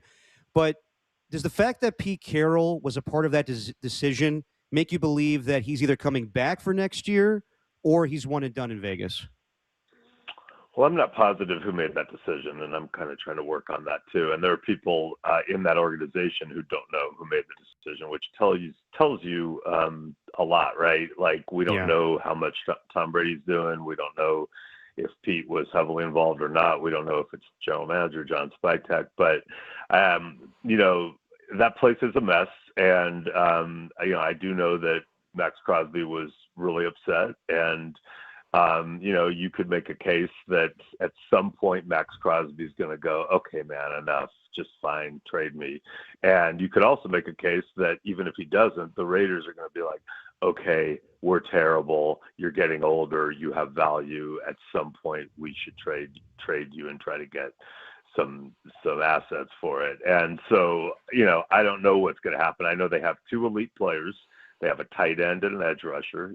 Bravo for them. They've got a good left tackle in Colton Miller. They've got a rookie running back who many Raider fans are fond of telling me had a good game this season. So bravo to Ashton Genty. And beyond that, it's pretty rough. And I will be writing about them later this week. So I'll save some of my opinions for our athletic readers and for my next KMBR appearance. But yeah, it's it's one thing to say, oh, we need the number 1 pick. Oh, yeah, we lost. It's great. Yeah, we shut Max Crosby down. And that's cool if you're like an idiot on social media or a rando. But like if you're asking me how it's being received in the building, their best and most passionate players stormed out of the building, and I'm kind of on his side. All right, my last one for you. We burned about 8 minutes on the air on Christmas Eve talking about your Pittsburgh Steelers. Is DK Metcalf's suspension going to be their fatal flaw? Because I'm looking at their receiving group, and all of a sudden I kind of get why they scored 6 against Cleveland. Meanwhile, Derrick Henry's running rampant. We got a win and in game for Sunday Night Football. I know you're more of a believer in the Pittsburgh Steelers than I am, but are they going to be a postseason team at all? Yeah, so my whole theory on the Steelers, and it was obviously before they played the Browns, is Aaron was heating up. It's true. The only quarterbacks with like big game winning experience in the playoffs. I mean, if you say which quarterbacks who are going to the playoffs or could go to the playoffs have been to the Super Bowl, which would exclude Lamar and Josh, you're talking about Jalen Hurts, Matthew Stafford, Purdy, and Aaron Rodgers. And Aaron Rodgers, I've seen him just do incredible things in selected playoff games where he just he steals souls, and you're like, how did it get away from me so fast? Like, Aaron Rodgers is a bad man, and yes, he's 42, but he's been looking better. And the Steelers have a good defense, and they've been playing better now. Then they went to Cleveland, and that happened. So, could they beat the Ravens, who have been really, really flawed, but also have potential to heat up if Lamar, gets right? Sure, they could beat the Ravens in Pittsburgh. I think that's going to be another one of those really close games, and we'll see. The problem with my theory now is that it looks like the Texans are going to be the number 5 seed, and I think it's hard to make. No, they're my Texans. I took them in the first round. They're not yours, Greg. They're mine. But yeah, no, I think it's hard to make the case that the Texans right now don't look like the strongest team in the AFC. And again, that's, some people are going to be like, what do you mean? They're going to be the 5, but like, I don't really care about seeds as much. So, probably the Ravens Steelers winner plays the Texans, and that I think that's going to be really tough. But yes, if Aaron Rodgers wins this game and gets right, and goes on one of those weird Aaron Rodgers runs, I would not put anything past them in this weird season where there's no Mahomes and there's no 2024 Eagles, and maybe one of those teams will emerge, but it just doesn't seem like it will. Well, the next time I talk to you on these airwaves, it will be with another guy named Papa, and we're going to be looking ahead to the playoffs. So whether that is the Steelers or the Ravens or the Panthers or the Bucks or the Niners, waiting to see who they play or getting ready for a road wildcard game, this is going to be a fun sprint to the finish here. And I'm going to say it again. Tim Ryan deemed it the brawl for it all. Let's get ready, buckle up Saturday night, and I will see you out there at Levi's. Yeah, and I think the Niners are in danger of dropping to the 6, because if not, there'd be a great tank scenario where you lose the Seahawks on purpose, just so you can get the Panthers or possibly the Bucks if the Falcons lose to the Saints and the Bucks beat the Panthers. But that would be like 4-dimensional chess or whatever. Like, well, no, we just want to go to Tampa or Charlotte. I don't think that's going to happen. I think it's 1 or 6, but yeah, I'm excited to see that game, and it'll be fun watching ball on Sunday and texting you and making fun of people. It'll be fun. Yeah, I mean, that's what we've been doing for at least the 26 years of my life, and for you a lot longer than that, so looking forward to it. All right, well, Derek, it's been wonderful talking to you, and Greg, as always, it's been reasonable talking to you. Yeah, so that's acceptable. Yeah, understandable. I'll take reasonable. Later, Mike. I'm not even the favorite kid, as Derek knows from Dirty Work, so I mean, I'll take second place. Look, there's 3 of us, so I don't care about winning. I just care about not losing. I'm that kind of guy. By the way, so as he did note at the end there, the 49ers can get 6. We had 209 ask us to explain how the Rams could still get 5 and the Niners get 6, and it was a worthy discussion because I was kind of thinking, yeah, wait a second, I got to look into it. So the hierarchy of tiebreakers, if the 49ers were to lose on Sunday and the Rams were to beat the Cardinals, first it would be head-to-head. That's obviously a split. Then it would be win-loss record in the division. Both would be 4-2. Then it would be win-loss tie percentage in common games. And right now, against common opponents, the 49ers are 8-3. The Rams are 8-3. So if it was to be a loss for the Niners, a win for the Rams, that would give them the edge over the Niners, and that's why they could be 5 and the 49ers could be 6. So it is a worthy mention because there's a big difference in my mind between going to Carolina/Tampa Bay right now and going to Philly or Chicago. 100%. By the way, do you guys still got me? Because my internet's kind of screwy right now, so let me know if you still got me on the stream here. Yeah, you sound silky smooth. Fantastic. Yeah, it would be a major difference going to have to play Philly as opposed to Carolina. So, I mean, you know, the 49ers, like the likelihood that the Rams lose that game to the Arizona Cardinals, you know, probably not going to happen. So just take care of business against the Seahawks on Saturday night, and hopefully you get home field advantage the rest of the playoffs. You don't want to go to Philadelphia come that wild card weekend where you may have to play on that Saturday, that Sunday, or might be even a Monday night game with the different the added schedules now to the wild card weekend. All right, cooler content than Matt Maiocco, and we'll see if we can unfreeze Derek when we come on back. It is Silver and Depop in for Murph and Marcus on the Sports Leader.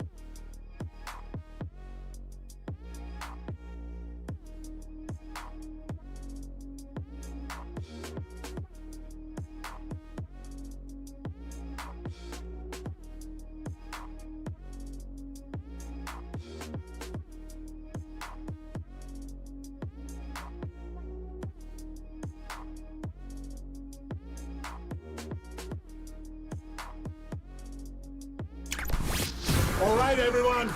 Chill. This is the cooler. He's bitten a cooler of content. Cornucopacious of joyful news. We might be on to something. Yeah, baby! Murph and Marcus is sponsored by Bigelow Tea. Grab a mug and tea proudly. Well, I mean, if it is, and again, I'm going to be on board and supportive of whatever the organization, Shane, and however that decision is going to come to be. I'm sure I'll have some conversation. It won't just be a blindside Tuesday, conversation from him. And I'm going to be on board to do what's best for the guys. I mean, if this was the last one, I told you guys I wasn't going to have any regrets about coming back, and I don't. It's other than us not winning, right? Us not winning. It's been an absolute blast for 3 weeks. I wouldn't, if I go back and say, all right, now you know everything's going to happen, what are you going to do? I'd do it all again. It's been absolutely awesome. So, yeah, I mean, if it's the last one, it's the last one. I thought the last one was walking off the field in Buffalo, walking up that tunnel, and I was fine with that. And that one had tears those few days after it, and I was at peace with that being the last one.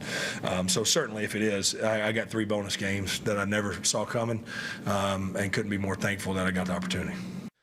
An emotional Phillip Rivers headlines the Cooler of Content, which is sponsored by Marin Health. With top physicians, surgeons, and clinicians right here in the North Bay, Marin Health puts you closer to your best health, world-class care, closer than you think.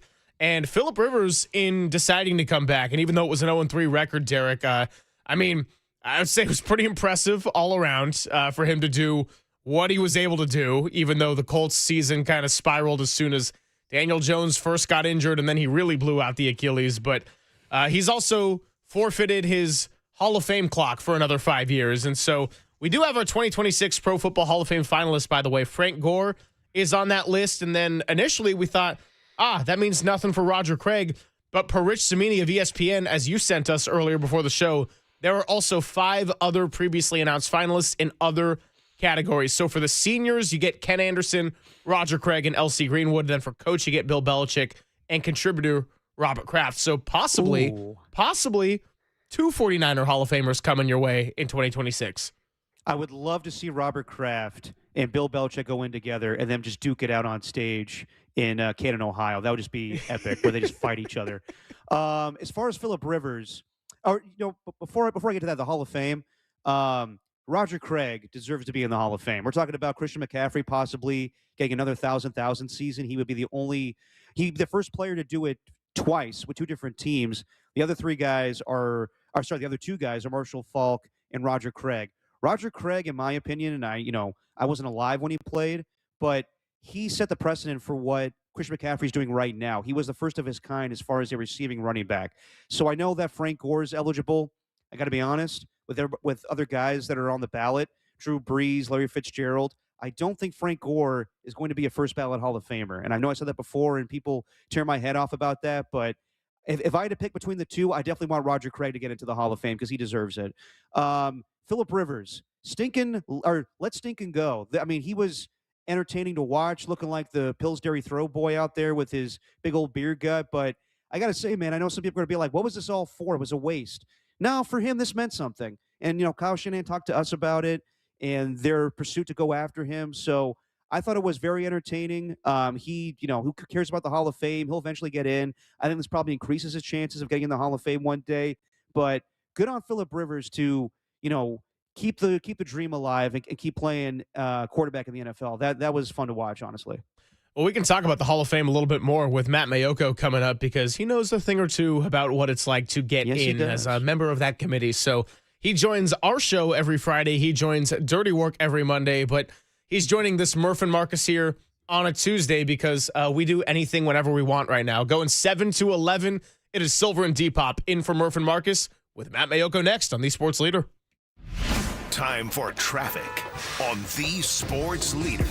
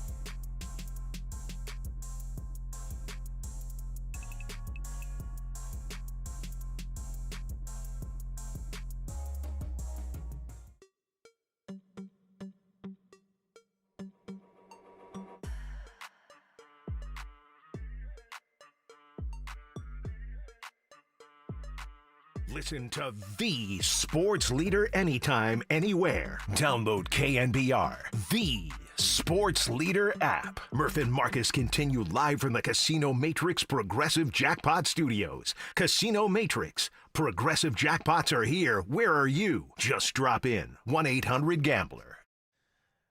I gotta tell you, I love this George Michael cover of Derek Papa's Let's Go Out to Matt Maiocco. I mean, we're talking about some of the best works of art you could ask for. That's right, we're having fun on a Tuesday morning. I don't know what day it is. I don't even know what date it is. I just follow the NFL week. And by the way, by the standard of the NFL week, it's a Wednesday because the 49ers play Saturday night, and I'm sure Kyle Shanahan's like, great, let's crunch the schedule even more. One guy who doesn't take much time off around right now and really shouldn't because he's our 49ers insider for the Sports Leader and NBC Sports Bay Area is the one and only Matt Maiocco. Matt, I'm sorry you have to talk to Derek again, so I'll try to really carry this interview here. But how are you? I'm doing great. Yeah, it seems like it's been, it's been certainly less than 24 hours. Derek, how are you doing? Anything change overnight? Not really, Matt. I think I was going to ask you the same questions that I asked yesterday, if that's okay with you. Yeah, no, I'm well rehearsed now. So should I just go into your? Let's switch it up. I'll answer your fourth question first, and then we'll go back to 1, 2, and 3. That's too confusing for me, Matt. So I'm just going to ask, what's it like watching a game with Carlos Ramirez in the NBC Sports Barrier Studios? Yeah, that was definitely a repeat from yesterday. Yeah, no, Carlos brings a lot of energy to the table. I don't know if I forget even if I said this. You know, as a reporter, doing it for 30 years in the press box, you've all been in the press box. It's very quiet. Yeah. There's about the only noise is, you know, sometimes just a reaction of a wow or holy cow, you know, something where there's a play that's out of the ordinary. But through the many years, I've been conditioned to just basically watch a game in silence and not react verbally or you know, emotionally, just try to concentrate on what's going on. But yeah, Carlos sits right next to me when we watch a game in the studio or in the green room, and he does not hold back. I mean, that was incredible camera work on the last play as well for the Carlos reaction, because he did have that moment of energy, but then he immediately locked back in and was focused again. Yeah. I was like, I love this, everything about this raw reaction from Carlos here. Yeah, and also you got to realize we go on the postgame show like moments, like less than a minute after the conclusion of the game. So we all kind of have to regroup and just and head up there to, you know, on the in front of our demo board is what we call it, and just kind of regain composure and try to make sense out of what we just saw. Matt, there's been so much focus this year about the Niners on the road and how well their fans have traveled, but JD and I were getting into this yesterday when we did the morning show.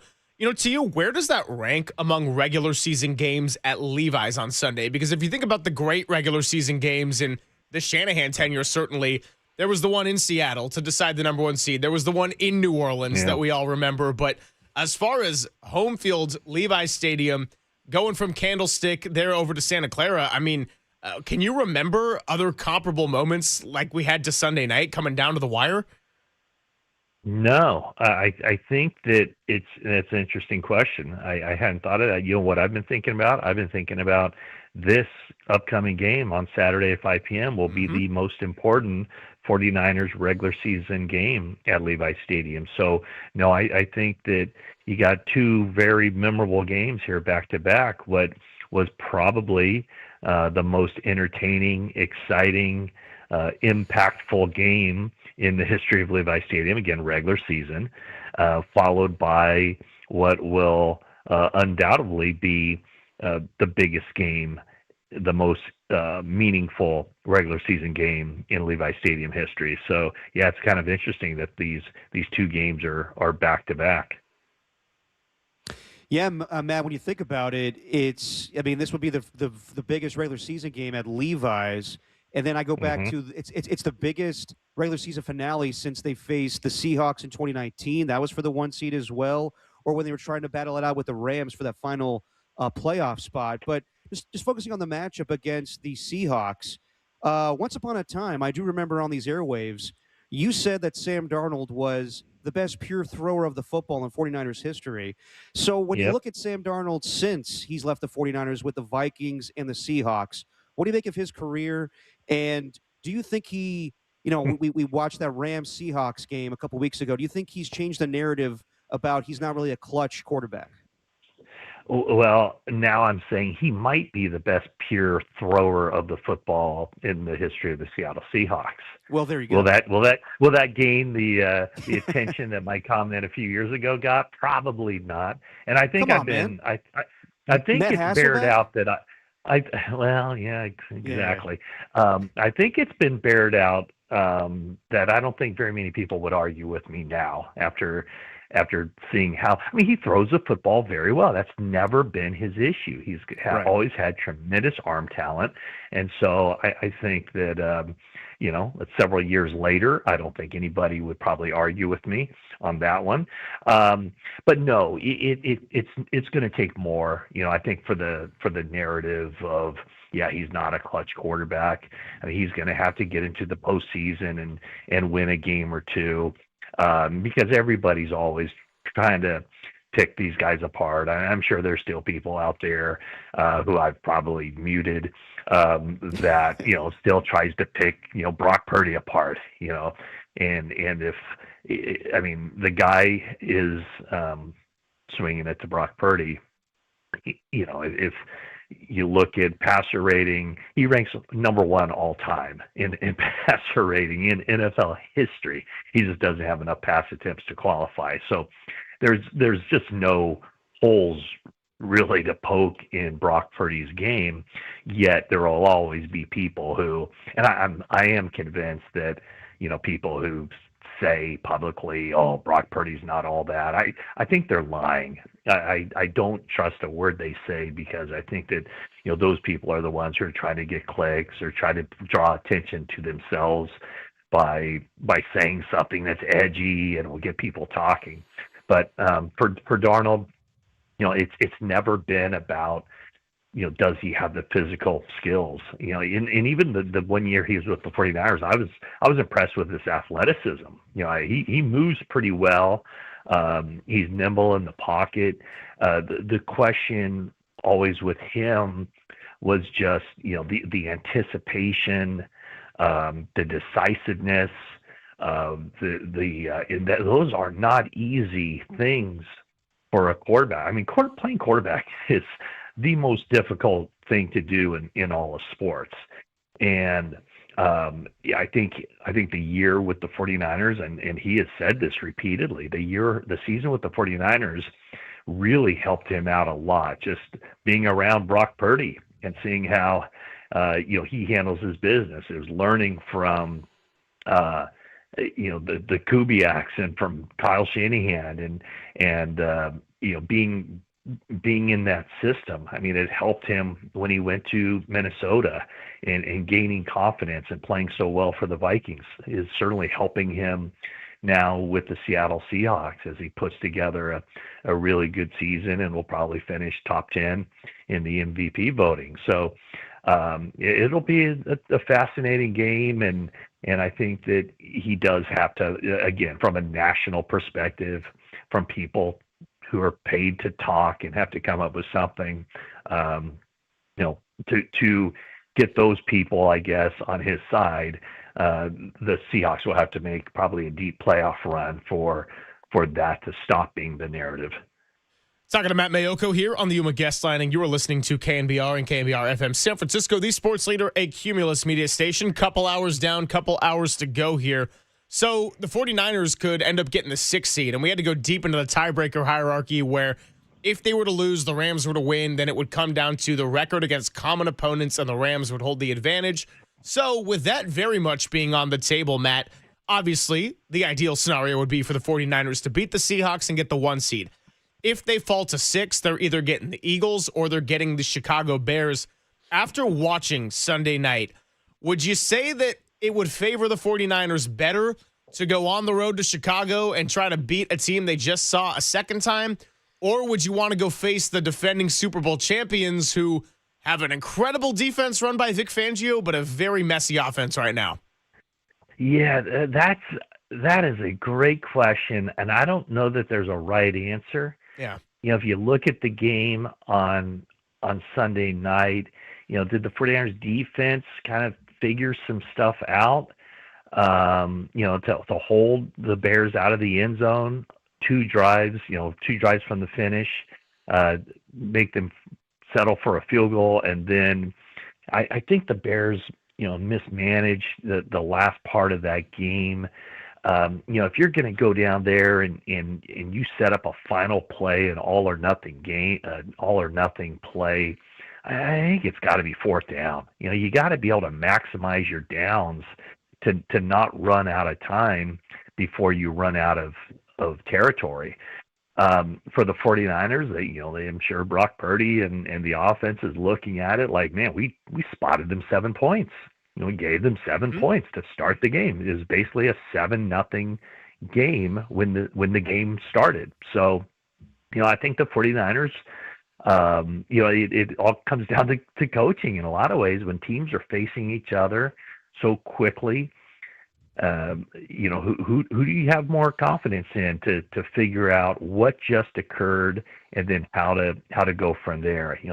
The Bears were missing some wide receivers in that game, but I don't know, it really didn't seem to matter to them. I mean, they still had some yards through the air. With the Eagles, a good defense, not a good offense. The question is is the 49ers defense at this point even capable of pitching a shutout or just a low scoring game, even against a team that hasn't been prolific on offense? I think the 49ers have a really good idea of how to play Jalen Hurts. So I don't know. I think there's arguments to be made both ways. Ultimately, they don't have a say in it. They play the game. I mean, ultimately they do have a say in it, I guess. If they take care of business on Saturday night, then they don't have to worry about any of that. And it's just like, hey, whoever comes to us, let's play football. So I just look at it like at this point that any team in the NFC, maybe with the exception of the 4 seed, is fully capable of winning not only 1 playoff game, but 2 or 3 playoff games and representing the NFC in the Super Bowl. Talking to Matt Maiocco on the UMA guest line. You are a Hall of Fame voter, and this morning we got the finalists for the 2026 Pro Football Hall of Fame class. Frank Gore is on there, and as far as the senior section, Roger Craig is on there along with Ken Anderson and L.C. Greenwood. What do you think the chances are both running backs get in this season, or do you think it's between the two, who do you think is more likely to get in? Oh boy, it's so difficult now because the Pro Football Hall of Fame changed the way they vote. So, or I should say, the voting procedure that's used in the election process. So, you're going to have, until they change the bylaws, a very small class, just like last year where there was only 4. And I think it's going to be the same. So in the past, it was typically 5 of the modern era guys would get in, and then you'd have a coach, a contributor, and 1 or 2 seniors get in. And now the way they've done it, and I don't see anything changing here as far as this year and the voting goes, because it's such a high bar to clear, you're probably only going to have 3 of the modern era guys, and you're probably going to only have 1 among the 5 guys who comprise the coach, contributor, and the 3 seniors. So it just makes it really difficult. I remain confident and optimistic that Frank Gore will get in. In fact, I'll guarantee that Frank Gore will get in. It's just a matter of when. Right. I remain optimistic that Roger Craig will get in at some point. But will it be this year? I hope so. I'm gonna, I'm doing my best. The problem is and I'll try to explain this quickly and make it as understandable as possible. But you only get to vote for 3 of the 5 when it comes to the seniors, the coach, and the contributor. So you only get to vote for 3 of those. And when the final votes are in, only those with 80% or more of the votes get in. And so it just makes it really difficult because, there's going to be several who think that LC Greenwood should get in. He probably should. There are going to be several who think that Ken Anderson who should get in, and he probably should. Obviously, Roger Craig's going to have his supporters, but there's also going to be, those who will say, well, if Belichick's going in, then Robert Kraft should go in too. And so it just really kind of narrows it to the point where, probably only one of those 5 will get in. And so that's my frustration with it, is that Roger has waited long enough. He should have been in a long time ago, but we can't do anything about that now. Now we can only, focus on this year. And it makes it really difficult when you have those 5 guys, the coach, the contributor, and the 3 finalists kind of going up against each other. So I hope, and I'll do everything I can. But, I'd like to, honestly, frankly, what I like to do in life is under promise and over deliver. And I hope I'm doing that right now. Well, while we talk about the should-haves, I want to leave you with somewhat of a 2-part question, Matt. And that is that yesterday I was saying, as far as Coach of the Year goes, regardless of what happens Saturday, Kyle Shanahan certainly has a strong case. But I made the point that if he wins on Saturday, even with the bias and the history of this award, how can you not give Kyle Shanahan the Coach of the Year? Now, we also talked to another Silver about an hour ago, and he was talking about some of the gripes he had with the way that the MVP in the NFL is treated like the Heisman Trophy. And anytime someone has a bad game, they're out of the race. Yeah. So I guess my 2-part question to you is, part 1, if Kyle Shanahan wins on Saturday, can you even justify somebody else being Coach of the Year? And then part 2 is, what's your biggest gripe with NFL awards as a whole? Well, I think that you can justify it. Up until about a week ago, 2 weeks ago, I didn't think that Kyle had much of a chance, because typically I think those people, the voters often look at, okay, who did I expect to be at the top of the standings when the season started, and what do those standings look like now? Oh, Mike Vrabel, he's Coach of the Year, or Liam Cohen, Coach of the Year, or Ben Johnson, Coach of the Year. I do think that the fact that 49ers are going to have 3 primetime games late really helps them, and that kind of speaks to the elder Silver and the recency bias of, Kyle Shanahan just took the lead over Ben Johnson, that kind of thing. But now I think I hear a lot more discussion, not just on your airways or not just locally, but hearing a lot more people around the country kind of open their eyes to, hold it, what have the 49ers done this year? Hold it, they're right there for the number 1 seed. So I have kind of swung from thinking that Kyle didn't have much of a chance to now thinking along your lines, in that if the 49ers win this game Saturday, I think he gets it. And then, the thing I love about sports is it's black and white. It is objective. There's a winner, there's a loser. All the talk about, NFL power rankings. Who do you have at the top of your NFL power rankings? None of that matters at all, because there's a playoff system. And at the end of the season, on February 8th, the confetti will be shot out of a cannon. There'll be the colors of one of the teams, and that's the champion, and the conversation's over. What I don't like about, the awards, the MVP, Coach of the Year, the this, the that, is that it's very subjective, and it doesn't matter. It actually does matter when it comes to, talking about Hall of Fame, down the road. What did this guy accomplish? Well, he's a 2-time MVP. Well, therefore he must be a Hall of Famer. He's a Hall of Fame player. Yeah, but he doesn't have as many Pro Bowls or All Pros or MVPs as this guy.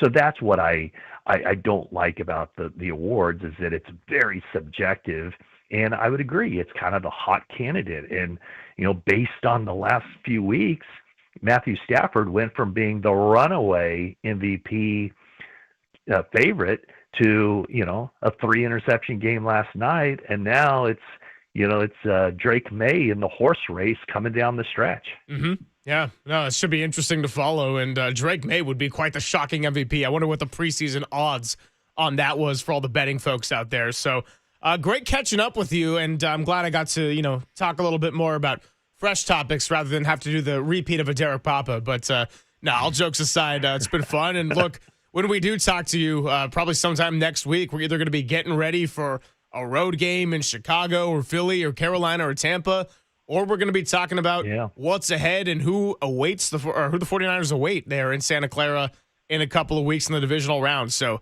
I mean, it's wide open. As far as the 49ers, I couldn't have asked for a much more entertaining season, to say the least. No, it has been great. And who knows? We'll see. The best could be yet to come. And, the best case scenario for the 49ers would be, what would it be, January 17th or something, with the Green Bay Packers coming to town. That would be about as good as it gets, I think, for the 49ers if we can probably agree that the number 4 seed out of the South probably will not be that team coming to the Levi Stadium. So we shall see. It should be a good one Saturday night. And what we've agreed will be the biggest regular season game in Levi Stadium history. Yeah, I'll see you out there. Agreed. I'll see you out there. It'll be great. Thanks, Matt. All right, gentlemen. Okay, thank you, guys. Matt Maiocco, and our time with him is sponsored by Dignity Health, the official healthcare partner of the San Francisco 49ers and Levi Stadium. And because Matt is worth double, he is also sponsored by Golden State. When you succeed, we succeed. Visit us today at goldenstatelumber.com. That's the first time I've ever had a co-host ad-libbing on the sponsors. I love it. I'm impressed. You think Greg Papa would interject during the middle of a sponsor? He'd be like, I don't know what this is. No, I don't mean to throw you off, Greg, but I'm just, double sponsor for Matt Maiocco. We didn't even play the song. Danny, do you have it queued up at all, by the way? Danny's going to do some looking on it. Okay, all right. While I give Danny 30 seconds to stall, our 49er player of the week is going to be Dominic Puni. And nice. This is actually good and fitting because not only did I get the chance to sit across from Dom at training camp, and he was awesome with this time. You could tell how locked in he was. And it's funny, I think he even said sir at one point. Maybe that was him or D Winters. And I'm like, dude, I'm probably younger than you, or I'm about your age. I'm like, it's okay. So, he was great. And then, he had the PCL injury in the preseason game in Las Vegas, the same one where we got a little sample of Brock Purdy and Ricky Pearsall. And that was when we were starting to worry, is this injury bug just going to follow the 49ers all season long? And so, yeah, now the task just got tougher with Trent Williams likely being out on Saturday and possibly beyond that. So we'll get into some O-line talk, which I know is everybody's favorite topic. But look, for as much as people want to gripe about the O-line, it has been playing a lot better football, and it's a big product of why Brock Purdy is on an absolute heater right now. So we'll get to that in just a second. But Danny Dunn doing the morning work and doing the Lord's work back there. Let's hit it. Let's go out to Matt Maiocco, Niners number 1 seed, they ain't no joko. Let's go out to Matt Maiocco, the bye gives Matty a nice week off. Let's go out to Matt Maiocco, he still hasn't answered if he likes hot cocoa. And I know he was expecting to hear this song, but let's go out to Matt. Okay, I didn't think we were getting a cappella, and was that recorded the segment before? No, that was actually recorded in 2019. That's when Guy Haberman and John Middlecoff were filling in, and I didn't have the music, and I was hoping that the producers at the time could sync it up, so I just sent an a cappella. And I think when Matt came on with them, he was like, wow, never wanted to hear that song again. And when you hear it a cappella, you can definitely hear the flaws in Derek's voice, which you definitely can. Wow. So, okay, so it was a different time where the number 1 seed was in contention. I was like, that could have been 2019, could have been 2023. Yeah, it's definitely apt for today. And it's funny, we come full circle. I remember 10 years ago, Matt Maiocco coming on the Haberman and Middlecoff show, and look at Haberman now doing play-by-play. I'm on the radio, and Matt is the star of a theme song. Unbelievable. Just goes to show, if you throw yourself out there, then sometimes you just, screw up your way to the top, and it happens that way. So, yeah, I would say so for myself, yeah. It's Silver, it's Depop, in for Murph and Marcus. 49er Player of the Week, Dom Puni, coming up at 9:30. Let's talk some O-line next on the Sports Leader.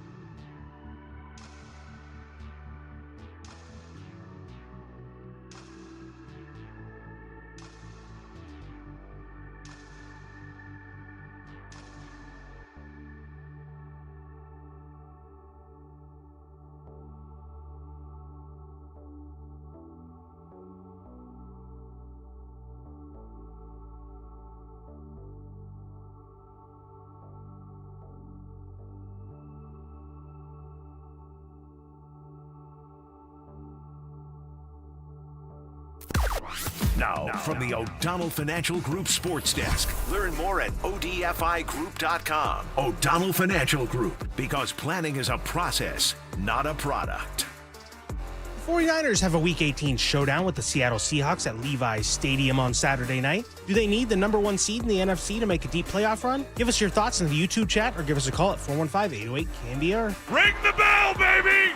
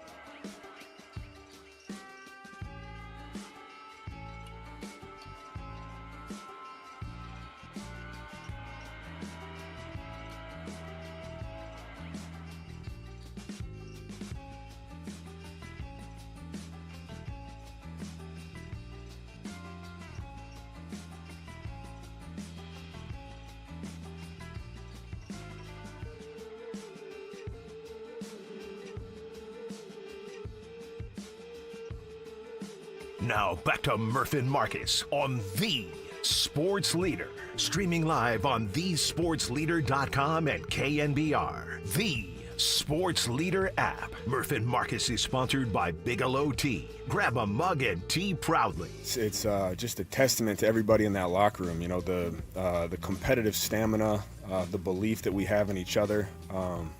We have such a great staff, great leadership on this team, man. And each week, you know, we know we can win any game. It's just a matter of going out there and executing and playing together. And you know, obviously you hate seeing guys like that go down. It sucks, but you know, guys step up and, you know, do what you can to get a win. That's Christian McCaffrey on the team losing Trent Williams. And we'll keep it short and sweet as we've got another offensive lineman, Dominic Puni, joining us in a bit as your 49ers player of the week.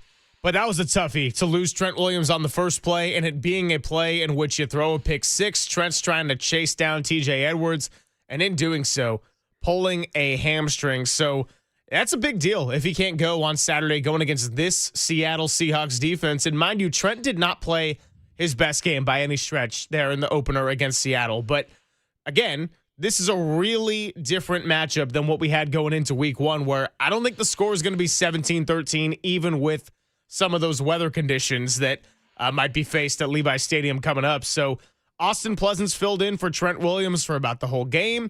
37 pass block opportunities. He allowed 2 pressures, the 1 sack. Pass blocking efficiency was really good, and run block grade was pretty solid overall. So under the circumstances, I think he filled in really well, but it's going to be tough if they don't have Trent here for this Saturday night game, Derek. And, I mean, is it the one injury the 49ers couldn't have? No, but it's certainly high up on the list. I would say losing Brock Purdy while he's on this heater, that would be a near-fatal flaw. Losing Christian McCaffrey would be one that you cannot have. But as far as 49ers you really wouldn't want to lose, Trent Williams, and has been since he came over to the Bay Area, one of the most important players on this entire roster, not just for the leadership, but also even at this age he's playing at, he is a undoubted first ballot Hall of Famer. So when we talk about Frank Gore and Roger Craig, we're not going to need to have a discussion about Trent Williams when he's 5 years removed from his playing days. No, I mean, you can make the argument for the Seattle Seahawks. I mean, the biggest offseason addition may have been Sam Darnold, but I would say it's DeMarcus Lawrence. And Austin Pleasance has his work cut out for him this Saturday night going up against him. So we'll see what happens. Trent Williams, he's been up and down this season, but the offensive line has been great in these recent weeks, so he will be missed. But as we saw on Sunday night, they found a way to win it without him. So let's see if they can do it again against the Seahawks. All right, let's get ready for our 49er Player of the Week. Dominic Puni, the second-year right guard out of the University of Kansas, is going to be joining us when we come on back. It is Silver and Depop in for Murph and Marcus on the Sports Leader.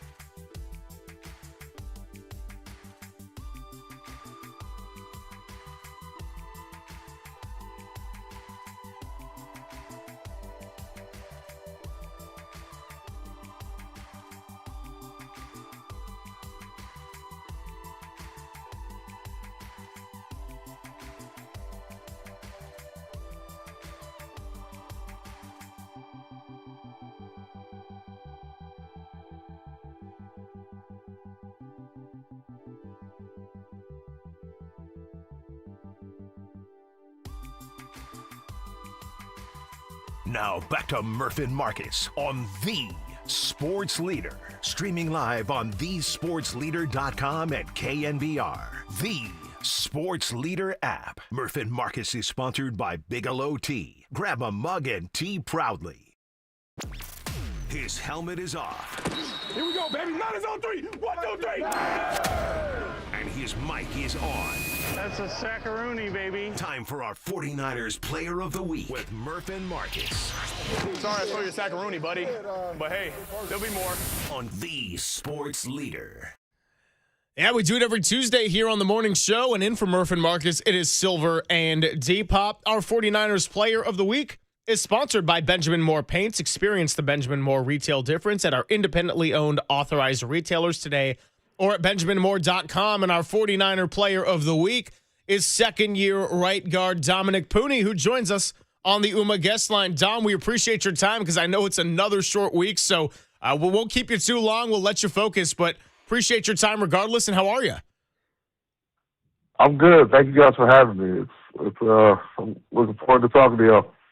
Hey, it's fun. It's fun for us to have you on, man. And I just want to start with looking at the big picture because I think that even the most optimistic 49er fans would have been pleasantly surprised at the fact that with all that's happened leading up to this season and then some of the injuries that you have a chance to play for the number 1 seed here at home. And in a division that is the toughest in football, that is no short of an accomplishment right there. So just let's go back to one of the moments when it looked like it was going to be really tough for this team to continue competing at a high level, and that was losing Fred Warner in Tampa Bay. Just take us through that moment, that day, the message when he went down, and how this team has moved forward in such a resilient manner. Man, Tampa was a tough day because it didn't seem like we were hitting on all cylinders, and I think we lost Fred in the first or second quarter. And that's one of our leaders, and the leader of the defense. So that was a tough day. We lost, obviously.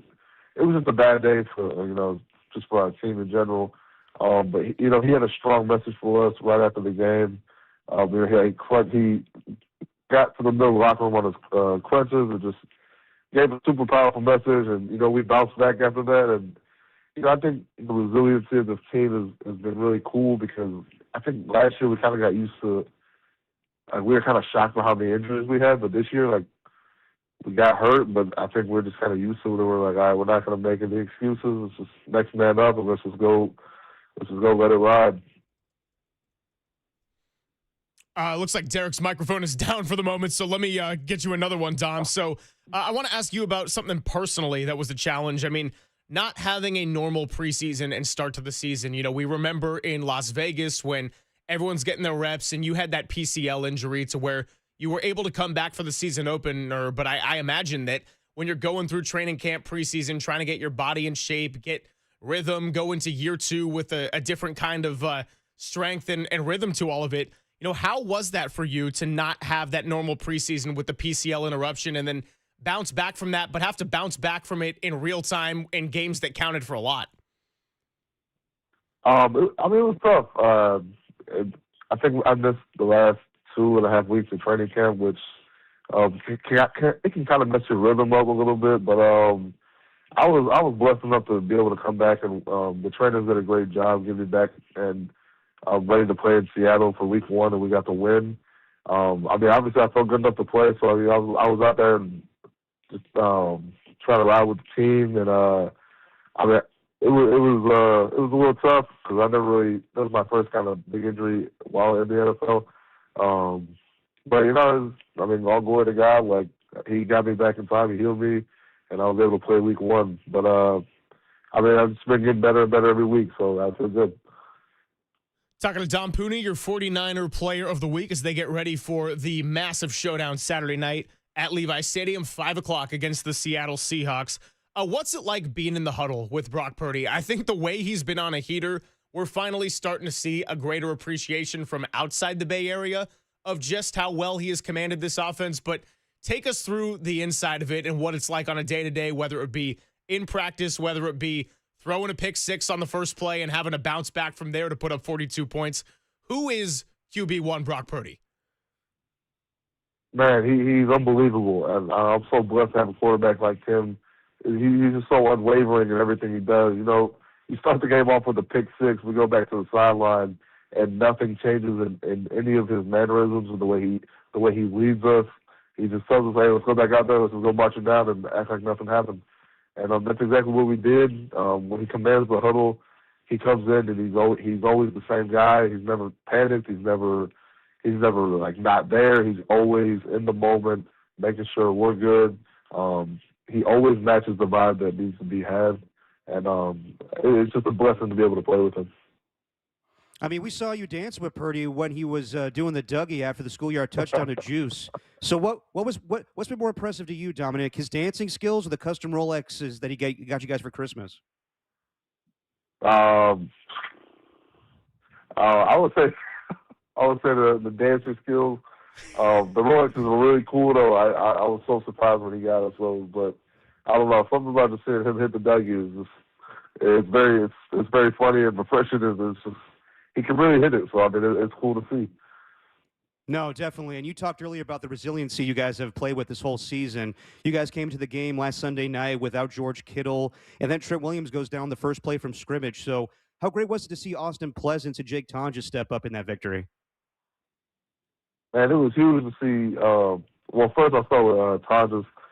I mean, it's nothing new. George went down for a few weeks in the middle of the season or beginning, and we saw what Tonja could do. So, I mean, nobody really kind of blinked an eye. And, I mean, obviously we can't wait to have George back. He's, I think, the best tight end in the league. So, but to have Tonja as a backup is a blessing because, you know, he's a hell of a playmaker too. And Austin Pleasance, man, I'm so happy for him because he had a great training camp.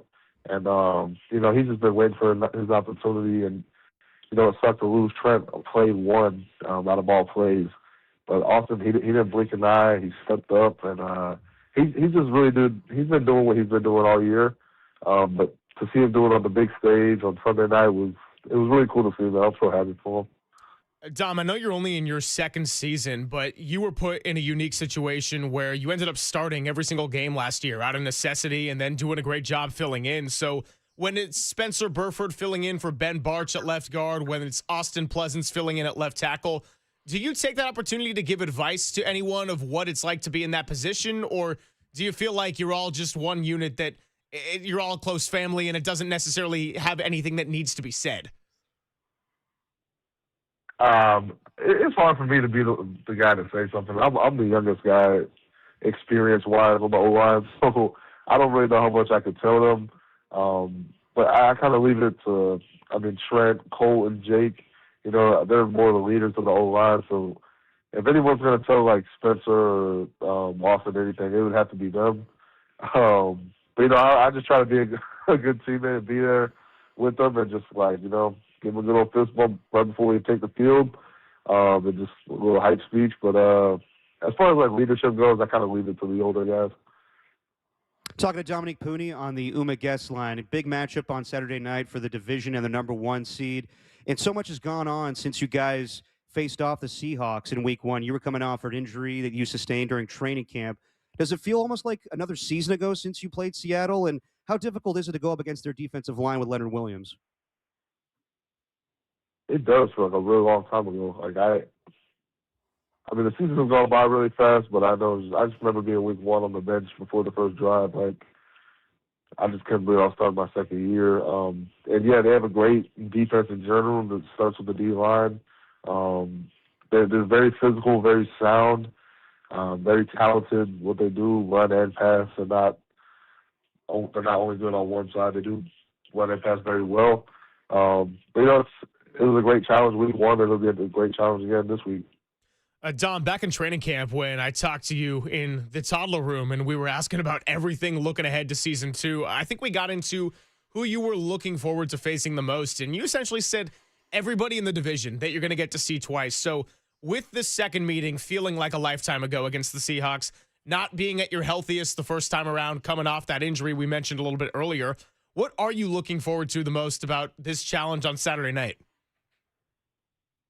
Man, just competing for the 1 seed. Like, it's an honor. It's obviously, you know, I don't know how many times you're going to get to do this in your career with a divisional opponent, battling for the conference 1 seed. And we're just looking forward to the challenge. And you couldn't ask for a better ending to a season ending to a regular season because on prime time you get to go against your divisional opponent, and there's just a lot riding on it. And it'll be a fun atmosphere in Levi, and we're just super excited for it. The running game had its struggles, earlier in the season prior to Brock's return, and then McCaffrey has had back-to-back 100-yard rushing performances. So what do you think has been the biggest key in the improved running game? Just rhythm and just, getting more reps with each other and just getting the timing down. And, I think the run game is something that you just get better and better with over time. And, especially the way we do it.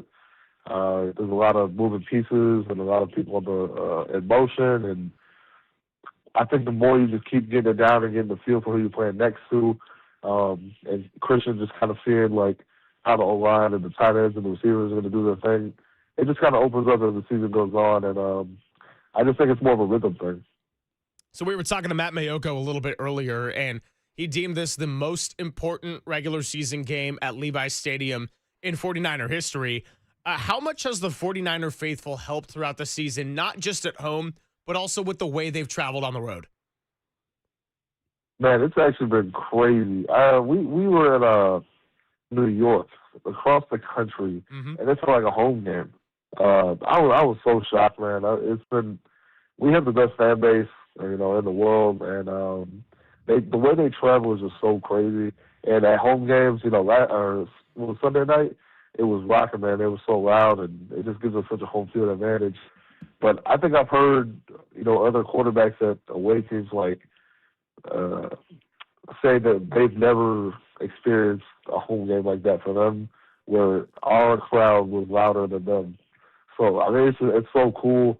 I couldn't imagine feeling like an away game while at home for other teams.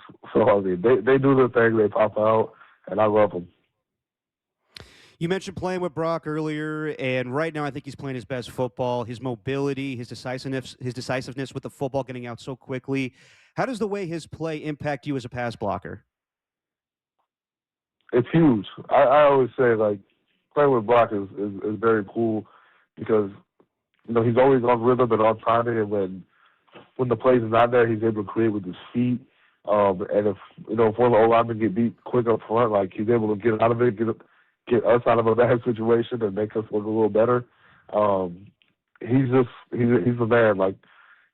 And obviously he's showing everybody what he can do with his feet. A couple of plays he made Sunday. It's just so fun to play with him, and I think he's just going to continuing to get better. Just to wrap it up, Dom, I want to circle back to the conversation we had before training camp when we got into a lot of the lessons you learned here in your first year in the NFL. Year two has been entirely different in so many ways, whether it be personally and some of the things you've had to navigate through health-wise, and also just team performance, overcoming adversity, stacking wins, and you're going to play your first playoff game coming up in either the next week or the one after that. So what's your biggest lesson learned for you personally as an NFL player in year two? I would say the biggest lesson I've learned is no matter what happens, just continue to keep the head down and trust the process, continue to get better, trust your routine throughout the week, make sure you have a good routine throughout the week, take care of your body. I just gave a few things there, but man, just keep your head down and trust in the process. Make sure you get better every week.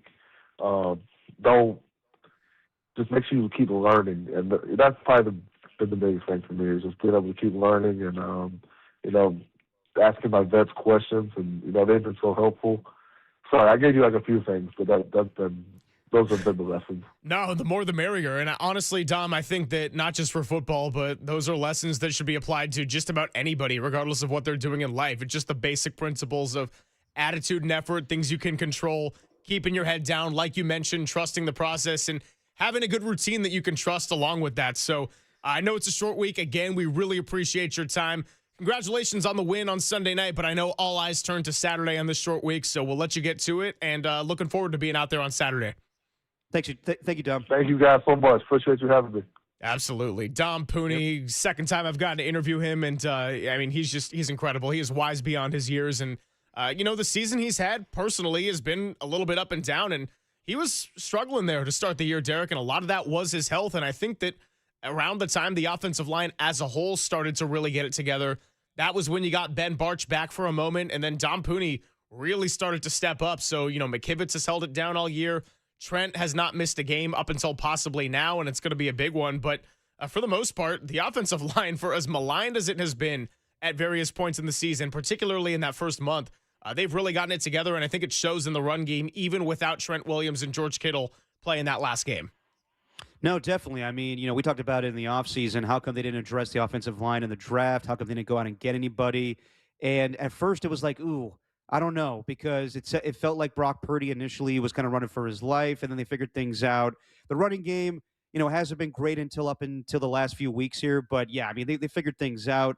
I thought that Chris Collinsworth made a great point on the television broadcast on Sunday night that this offensive line, it doesn't put Brock Purdy in position to get sacked when there's so many misdirections and play actions. So it keeps defensive lines on their toes. But for the most part, Brock's mobility has set him apart than I believe Mac Jones early in the season, when Mac Jones may have been pressured a little bit more. But this offensive line has stepped up their game immensely.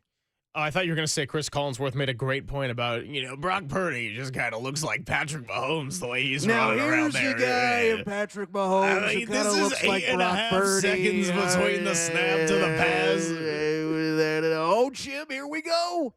For some reason, my impression of Chris Collinsworth turns into Tony Romo. We need to get Joey Molinaro on the show with all of his impressions, because he does the great Collinsworth, including the face. Like, you just got to get that smile ready to go. I mean, yeah, like it's like one side of his mouth. He's like, oh, no, here's a guy, we're going to talk about Patrick Mahomes, and we're going to talk about that guy. Nicely done, I do Danny. love Collinsworth. I mean, Danny Dunn is someone that always has a drop ready to go. Now, here's a guy in Dan Dunn who, when he sees a ketchup packet, he puts that right in his mouth. Now, most people wouldn't do that. That's kind of gross. But for whatever reason, that guy just sticks that packet in there, and as the saying goes, you never go packet to mouth. Yeah, I know the listeners are thinking, hey, will you guys shut up right now? So we will do that for the time being, and we'll get back into the offensive keys, which is Christian McCaffrey, which is Brock Purdy, and then Marcus Thompson is going to join us at 10:15. That's right. We're going all the way to 11 o'clock. So if you want to stick around for What Did Young Danny Learn, I'll catch you around 10:57. It's all coming your way on the Sports Leader.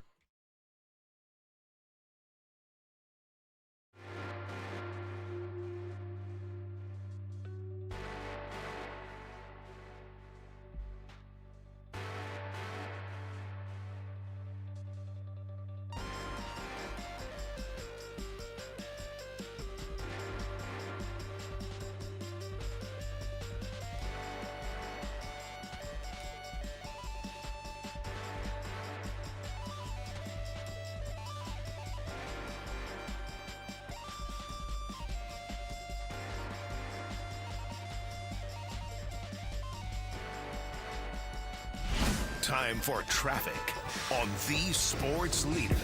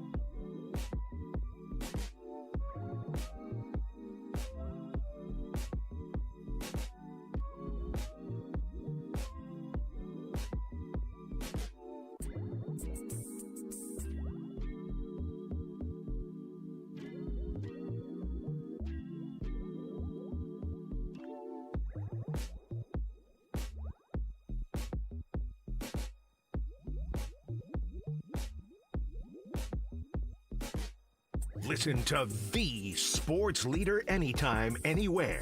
Download KNBR, the sports leader app. Murph and Marcus continue live from the Casino Matrix Progressive Jackpot Studios. Casino Matrix. Progressive jackpots are here. Where are you? Just drop in. 1-800-GAMBLER.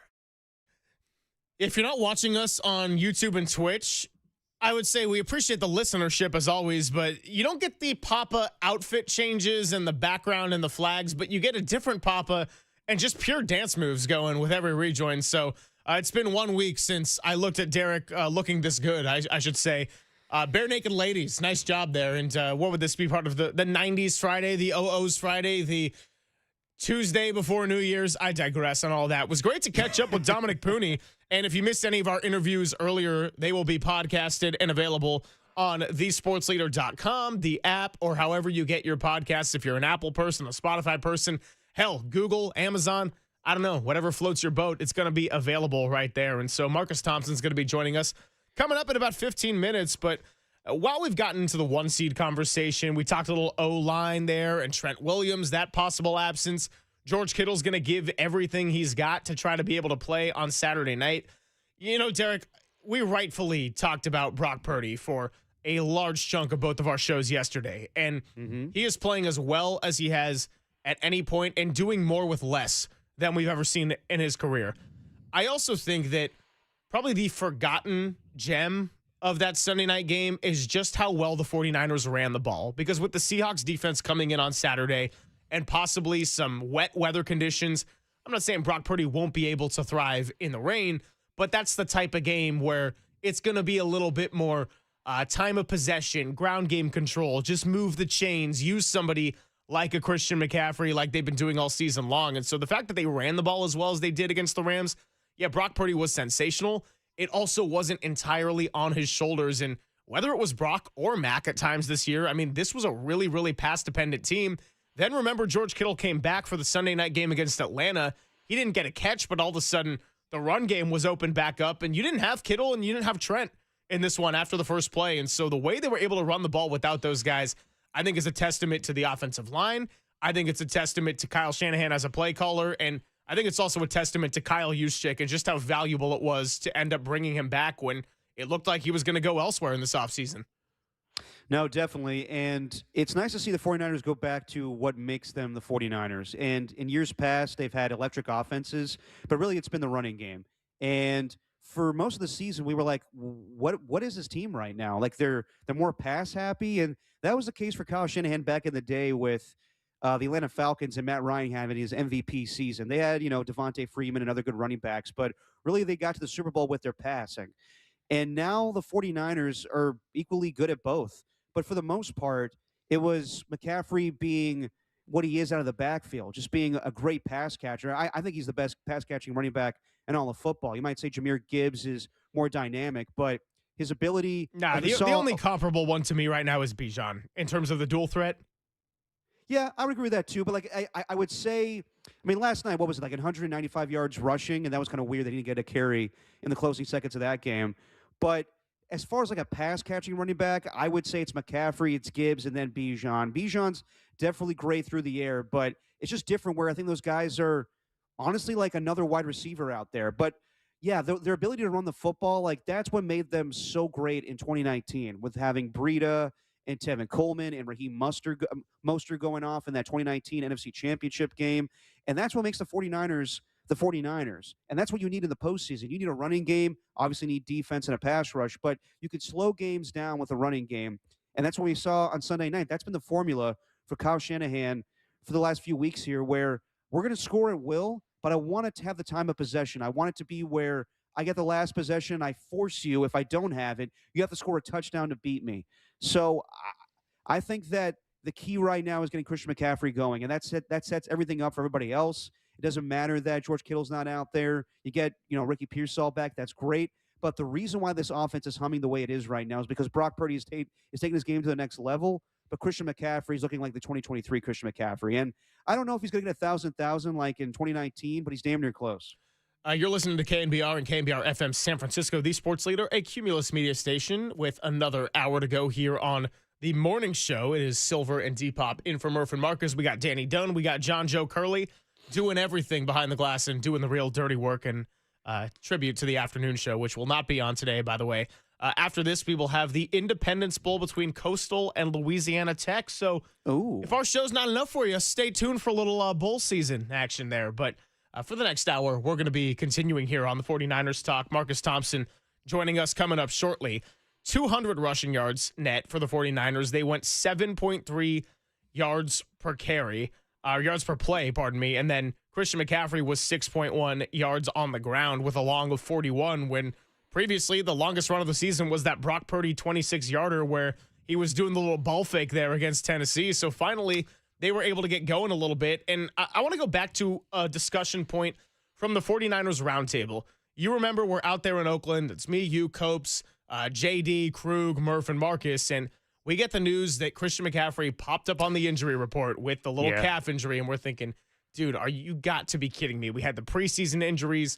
Here we go again with this. And McCaffrey has played in every single game. I don't expect him to be anywhere close in the MVP conversation. And we'll see what happens Offensive Player of the Year wise. But the constant has been, and the constant belief is that this team would go as far as Christian McCaffrey could carry them. Now, sometimes it wasn't carrying them, it was catching them and being a receiving threat when Brandon Ayuk hasn't played a snap and Ricky Pearsall has missed time and Demarcus Robinson was suspended and Juwan Jennings was hurt. But where do you ultimately think this team is without Christian McCaffrey as a whole? Because Kyle Shanahan deserves a hell of a bunch of credit. Brock Purdy is on a heater right now, but like Fred Warner was always that constant on defense, Christian McCaffrey has been that on the offensive side of the ball. No question. And I think you have to go back to last season when they were 6-11, where he was gone for the majority of the season. I think that's the difference there. I think even though Christian McCaffrey may not be the same runner, like we saw glimpses of it last week where he had that 43-yard run. But for the most part, he hasn't, I haven't seen a run like week 1 against the Pittsburgh Steelers where he just stiff arms defenders and goes down the field like that. But he is so integral to their success as an offense. If he's not out there, then, linebackers are able to key on other players. That what makes him so special is that he just wins on one-on-one coverage. And I wonder what it'll be like if there's a 3-6 matchup between, if the 49ers lose this game, obviously, on Saturday night, if they have to face the Philadelphia Eagles, can Zach Bond cover him one-on-one? I'm not so sure. I don't know. But Christian McCaffrey takes this team to the next level. He's that good. I refer to him as a Swiss Army knife. He just does everything. He's the closest thing to me since Marshall Faulk. I remember watching The Greatest Show on Turf. He made that team better. He opened everything up with his ability to run and to catch. And I think Christian McCaffrey's right up there. I think he's like Marshall Faulk. I think he's like Roger Craig. And in years past, I mentioned running backs in 2019 that Kyle Shanahan had. And they were able to get by with those guys and have really good success. But once he traded for Christian McCaffrey, that's when this team became explosive. That's when they started putting up 40 points, not routinely, but, they became one of the better offenses in all of football. And it's just amazing to see what he does out there. And we talked about it during the roundtable. We were scared with the calf injury. Of course, with a year ago having the bilateral knee tendonitis, not to mention the PCL tear that he suffered in Buffalo. I didn't know what the future was going to hold for Christian McCaffrey because usually when you get up there in age and you sustain injuries, then you're done.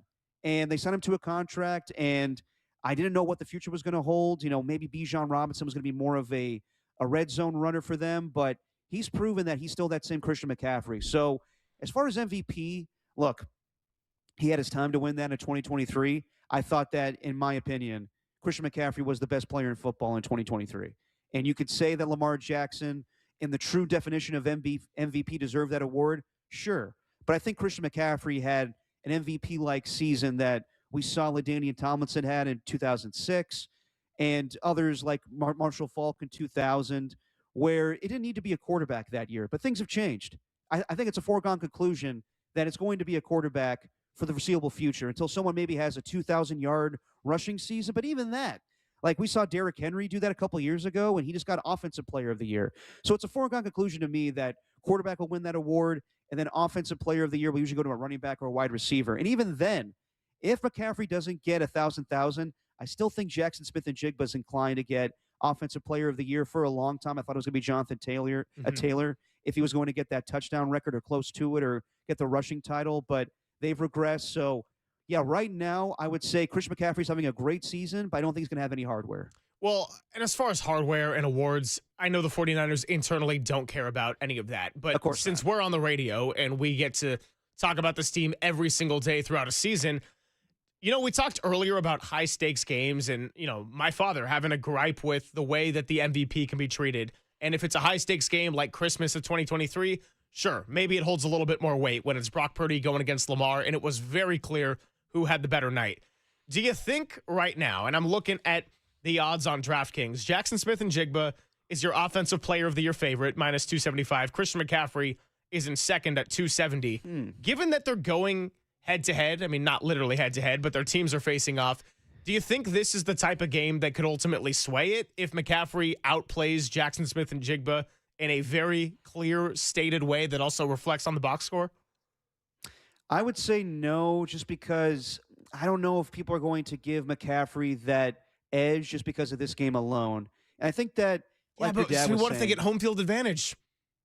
I get it, but I don't think that's going to be a thing where that's where the voters have to give the 49ers a bunch of awards. I think there is a East Coast bias, like the way your dad was talking about it with Drake May. The perception last night is Drake May won MVP because of Matthew Stafford's performance last night. This is a multi-game award. It's not just for what happened in Week 17. So by judging by that, I think that Matthew Stafford deserves MVP. He's put up better numbers. And if we're talking about the best player in football, I think it's hands down been Matthew Stafford this year. I've seen moments where Drake May hasn't been as good as Matthew Stafford. As far as offensive player of the year, I get it. Christian McCaffrey's had a fantastic season, but Jackson Smith-Njigba has been unguardable. And for most of the season, we thought that he was going to maybe eclipse Calvin Johnson's record number in 2012 as far as receiving yards in a single season. So if let's say that Jackson Smith-Njigba's held in check and he's got 4 catches for 59 yards, then maybe that's a conversation. But I still think that he's going to get that award. I think that it would take a hell of a game for Christian McCaffrey to get that offensive player of the year. I think we have to get 1,000. And correct me if I'm wrong, Greg, but he's well behind to get 1,000 yards receiving. Like, you need 158, if I'm not mistaken, for that to happen. Yeah, I think it's something like that. I actually had his stats pulled up moments ago, but it's unlikely that he's ultimately going to get it. And if he did, that would certainly be something. Now, also, I mean, ultimately the goal is to just win this game and get the number 1 seed. And as we start to think a little bit more about this matchup, watching Seattle, they're a really, really fascinating team to be, Derek, because the 49ers have 2 elite units right now. That's their offense, and that's the way their special teams has been playing. The Seahawks have 2 units that I would say are consistently elite. That's their defense, and that's also their special teams. Now, I'm not implying that their offense is a problem, but what was it, 3-3 at halftime against the Panthers before they ultimately ended up pulling away? Similar kind of game that played out there against the Atlanta Falcons where I think it was 6-3 at the half, and then Rashid Shaheed returned a kickoff to the house, and then they ended up blowing them out 37-6 or something like that. They're a team that you really got to hang in there for the full 4 quarters on it. I mean, that's pretty obvious given what happened there in week 1. Even the Tonjes Los Gatos leap was almost just a brief moment of excitement if Nick Bosa doesn't slam the door shut and end up blocking the Seahawks offensive lineman into Darnold to cause that fumble. But yeah, I mean, as far as what you're looking at for important keys, I would say controlling the ground game is going to be huge with the running backs in Seattle. Part of the reason why their offense has been inconsistent, Derek, is they were really hit or miss on running the ball. And I think Charbonnet and Walker is one of the better pairings in this league, while neither one I would consider elite. They both have their purposes, and K9, if you get him loose on screens, can be a problem. Charbonnet is that typical first and goal and any and goal kind of back that can get into the end zone right there. So the 49ers are going to have to find a way to match that. Brian Robinson Jr. has been getting a little bit more run and showing that effectiveness, but ultimately, I think that for as much as time of possession is a stat that doesn't matter when the 49ers are having scoring drives of less than 2 minutes like they were on Sunday night, in a game where it's going to be physical, division rival, prime time, possibly wet and rainy, this is one where I do look at time of possession as something that probably will be a key tell when you look at the final box score. And so I think a lot of it's going to come down to who runs the ball better, as much as people want to focus on the quarterback narrative of Brock Purdy, the heater he's on. Sam Darnold, can he do it in a big game? who's going to get the number one seed. I think a lot of it is going to be which quarterback just plays a generally cleaner game and takes what's given to them. I would agree 100%. I think it has to be the same game plan that Kyle Shanahan had against the Chicago Bears. Just run the football and try to score as much as possible, because I don't know what to expect from this defense at this point. But when it comes to the matchup with the Seattle Seahawks defense and the 49ers offense, can Ernest Jones, can these linebackers take away Christian McCaffrey in the passing game? I'm not so sure. They've been a elite defense this year. I think that's them and the Eagles when it comes to the best defenses in the NFC. And their secondary is great too. So will they be able to put up 42 points? I don't know about that. But they need to be able to run the football. And as far as the defense of the 49ers versus the Seahawks offense, can Robert Saleh find a way to make Sam Darnold uncomfortable? Can he replicate a game plan that Aaron Glenn had a year ago where, as we talked about, the Lions were depleted defensively, and they got Alex Anzalone that night, if I remember correctly, but they just had pressure constantly in his face. And Aiden Hutchinson wasn't there, so they didn't have a lot of pass rush, but they just kept getting to him. It spooked him. It was pretty much the same thing we saw years ago when Sam Darnold was on the sidelines against the Patriots saying, "I'm seeing ghosts out there." So can they find a way? Can the defense, get after it a little bit? Diamador Lenore is already calling out Jackson Smith-Njigba. Can he shut him down? That remains to be seen. We'll see about that. Even week one, with the Seahawks offense only scoring 13 points, JSN went off in that game. And Clint Kubiak does know this 49ers team very well. Mm-hmm. So can he find the holes in this 49ers defense that most play callers seem to find? So it's going to be fascinating to see. And the 49ers will be rocking these rivalry uniforms. The interesting thing with the season on the line here for the first overall seed, then the number one seed in the NFC, I should say. But it's going to be fascinating to see between, in my opinion, an unstoppable offense in the 49ers and a great defense in the Seattle Seahawks for the majority of the season. We'll get to Marcus Thompson coming up shortly, but I did want to leave this discussion with this stat. And you talked about making Sam Darnold uncomfortable. I think that's really the key for both sides of the ball. Which quarterback can get made more uncomfortable? Because Brock Purdy on Sunday night, Derek, that was the second most time he's ever had to throw in his career, and that was the most time this season. So more time, more productivity. Now, Seattle in week one, it was a gutsy Brock. He did what he had to do to win them the game. Mind you, he suffered a turf toe injury, but by and large, he was hit way too much with the way the offensive line didn't protect him that well. He was scrambling on a play that ultimately got him hurt, and he threw those couple of interceptions there that proved to be nearly costly, and I don't think he can afford to do that again if the 49ers want to win this game. So both of these quarterbacks, if they get put uncomfortable positions, if they're a little bit rushed, they can play their way into turnovers. So I'm really looking at both defensive coaches with Mike Macdonald and Robert Saleh. I don't have doubts about Kyle Shanahan and what he's going to bring to the table. What can Robert Saleh do to wave his magic wand like he's done all season? And Mike Macdonald, when this defense goes on the road, man, they are Texans level of good. And I would say Houston's probably the only unit that's better than them in a lot of those categories. So we'll talk all about this with Marcus and maybe get a little Warriors talk in with him, huh? How about that 5 points in overtime against the Raptors and the huge win against the Nets last night? Well, huge. Marcus Thompson does it all. Maybe we'll ask him about the Sharks, by the way. What, they get outshot 42-13 and they beat the Ducks 5-4? Hell Not yeah, bad. Macklin. Macklin, more games with 3 points this season than scoreless. Dude is a force. Marcus Thompson. No, he definitely is. Joins us next on the Sports Leader.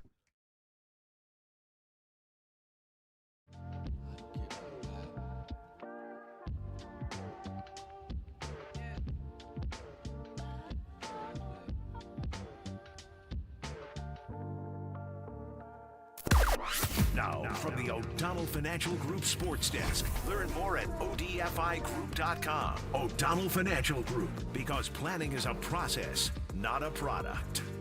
Tim Ryan, bro. He joined Silver and JD yesterday to recap the 49ers' epic win over the Bears on Sunday Night Football.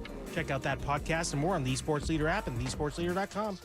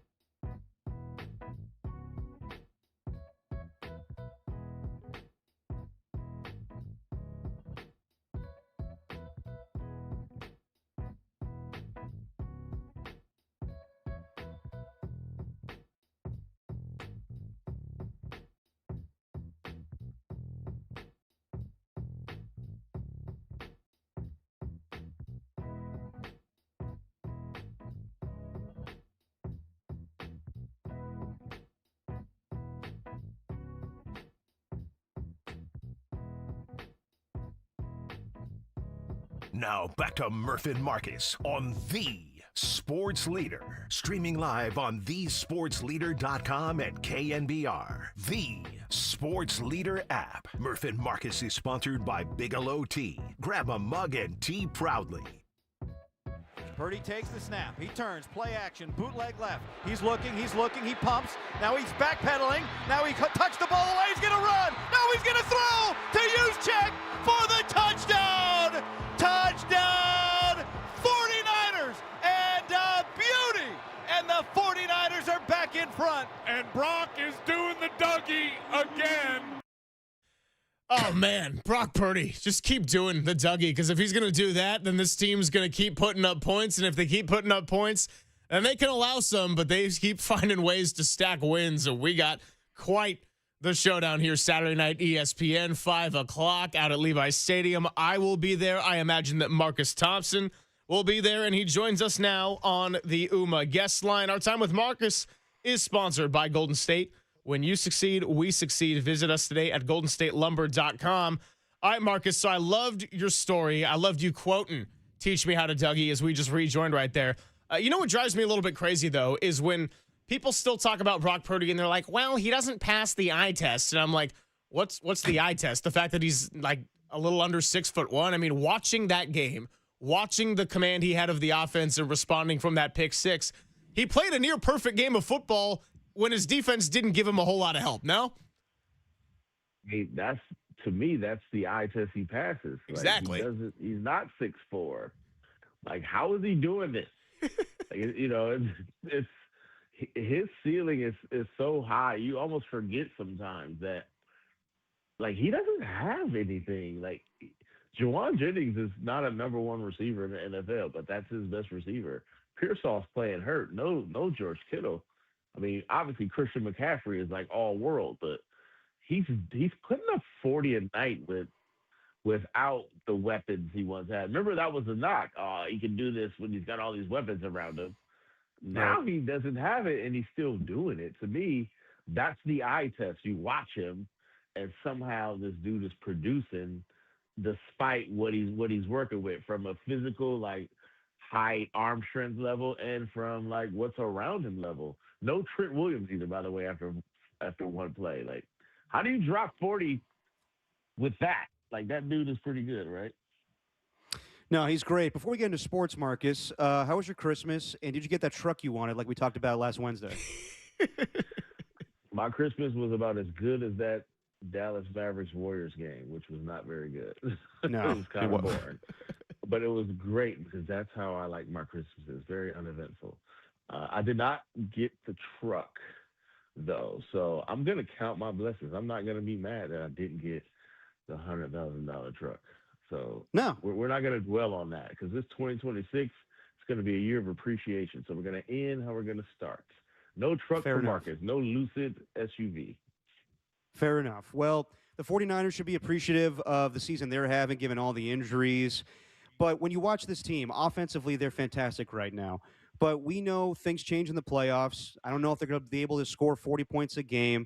The way they play defense right now, do you think it's sustainable for them to win playoff games? Oh, man, I knew you were coming with this. I know. I'm the Grinch, man. I'm the Grinch. I love that about you. But, man, how do you not worry about this defense?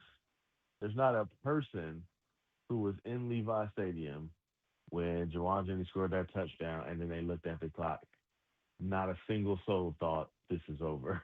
Like, everybody thought, like, oh, man, that is a lot of time. Yeah. And, indeed, it came down to the final play.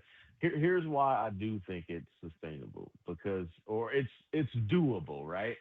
Maybe not probable because, number one, these other teams aren't that good, which is clear, right? This team could be the number one seed. They will have a week off. So they'll, if they assuming they win Saturday, if they get that week off, they will get to rest up. I think they're surviving on scheme in many ways and not necessarily like talent. And you give them a target and focus. I think Salah can get enough. But the truth is, I feel like against this 49ers defense, like, who's stopping them from getting 30 points? That's the real question. So if you tell the defense, you just got to hold them under 30. I don't know if it gets you to the Super Bowl, but I think it gets you a first-round win. And if you get a first-round win, then you just have to do it again. So to me, just much like this season, it's going to come down to matchup. It's going to come down to health. And they're surviving on the ability of their best players to do something extraordinary, right? So no matter what happens with the defense, which is very vulnerable, Brock Purdy's going to have to do something special, or Christian McCaffrey's going to have to do something special, or Kyle Shanahan's going to have to be better than he ever was, right? Or somehow, the Lenores of the world are going to have to make a play. It's going to take that no matter how you cut it. But I do think that's it's not a pipe dream, because if you look at these other teams in the NFC, like, nobody's exceptional. Marcus, when the whole 1 seed discussion was starting to get floated around there, I was like, I'm not going to take this too seriously until Seattle beats the Rams on Thursday Night Football and the 49ers keep winning to that point. Then it happened, and, similarly, I didn't want to take the Fred Warner discussion too seriously until now. It's kind of become a little bit of a thing where, hey, maybe he could return if they got to an NFC Championship game. How much do you think a potential Fred Warner return in the playoffs would boost the defense? And I'm not talking about the morale and the fire and the brains that he's going to play with out there, but if we're being honest, that's a brutal injury, and he's ahead of his schedule on rehab, so it's kind of tough to know what he would look like physically out there. I mean, the question is really, what percentage of Fred Warner is better than what they have? Right. I don't think that percentage is very high. I think 75% of Fred Warner is better than just about anybody they can throw out there. So to me, that's the question. But I do think the morale boost is not nothing, because, I mean, this season in many ways is about that. Like, that's what it is. It's playing above your head for reasons that we can't even explain. This is not even close to as good of a team that went to the 2 Super Bowls, right? But they're here. So I do feel like especially if they're just playing well enough to find the difference in the margins, like how you feel out there, I think it does matter a little bit. I think that might be enough of a difference. But if he's 75%, Fred Warner on the field is a help. If he's 60% of who he was, I'm giving him some snaps. Like, Fred Warner is that good. And you started to see it on that last drive. The question becomes, like, who can make a play? Not who will make a play, but which of these players have the ability to do something extraordinary? They are pretty limited from that sense. So just having Fred on the field opens that possibility. You got somebody on the field who has the capacity to do something great, to make a play. And I feel like that's not nothing. I don't think it'll be the salve to the soul that it might feel like, oh, they're gonna win it now because you got Fred Warner. But I don't think it's nothing. You just mentioned that they're not as good as in 2019 or 2023, and I would agree. But what are your expectations right now with the 1 seed on the line? Because some people could say, like, this is fool's gold at this point. They came into the season with, a salary cap dump, all the injuries, and now they're playing for the 1 seed. Just be happy with what is going to happen here, whether they win in the playoffs or they don't. Or do you see a golden opportunity where they could have home field advantage through the rest of the postseason and all the way to the Super Bowl, and the NFC is just not as good as in years past? Yeah, I'm not calling it fool's gold. I'm gonna call it a lab diamond, though. Right? Like, this is a bit like, hey, lab diamonds are good, right? Ain't nobody dying because of them. Like, no land is being pillaged in Africa because of them. To me, this isn't a 1 seed team, right? This isn't the typical best team in the NFC. But also, the fact that they're here proves that, like, their high end is as high as anybody's in this league. Look, Seattle's defense is incredible, but how many of us think Sam Darnold about to lead this team to the Super Bowl? Right? I don't know. We just seen this, right? We've seen this. Nobody would be surprised if Sam Darnold threw 3 picks on Saturday. Like, they were in the spot. Matter of fact, Minnesota will be upset if he didn't, right? Because he was just in the spot last year. So, yeah, like, you start looking at these squads, the Philly's vulnerable. Like, the part that where I feel like you are onto something with this, hold on now, is, as we all know from watching this, playoffs are a different season, right? It's a different style of football, and we have to see these players when they actually have something to lose, right? And that's what's made these last couple weeks, make you feel a little bit better, because up until the, Indianapolis game, like after they beat the Titans, then it was like, hold on, you actually have something to play for now. Now it's just not about nobody expected us to do anything. We got nothing to lose. Let's just go all out. After beating Tennessee, going to Indiana, they had something to keep alive. Then coming into Chicago, knowing 1 seed is on the line, you got something to keep alive. Saturday, there's something to lose.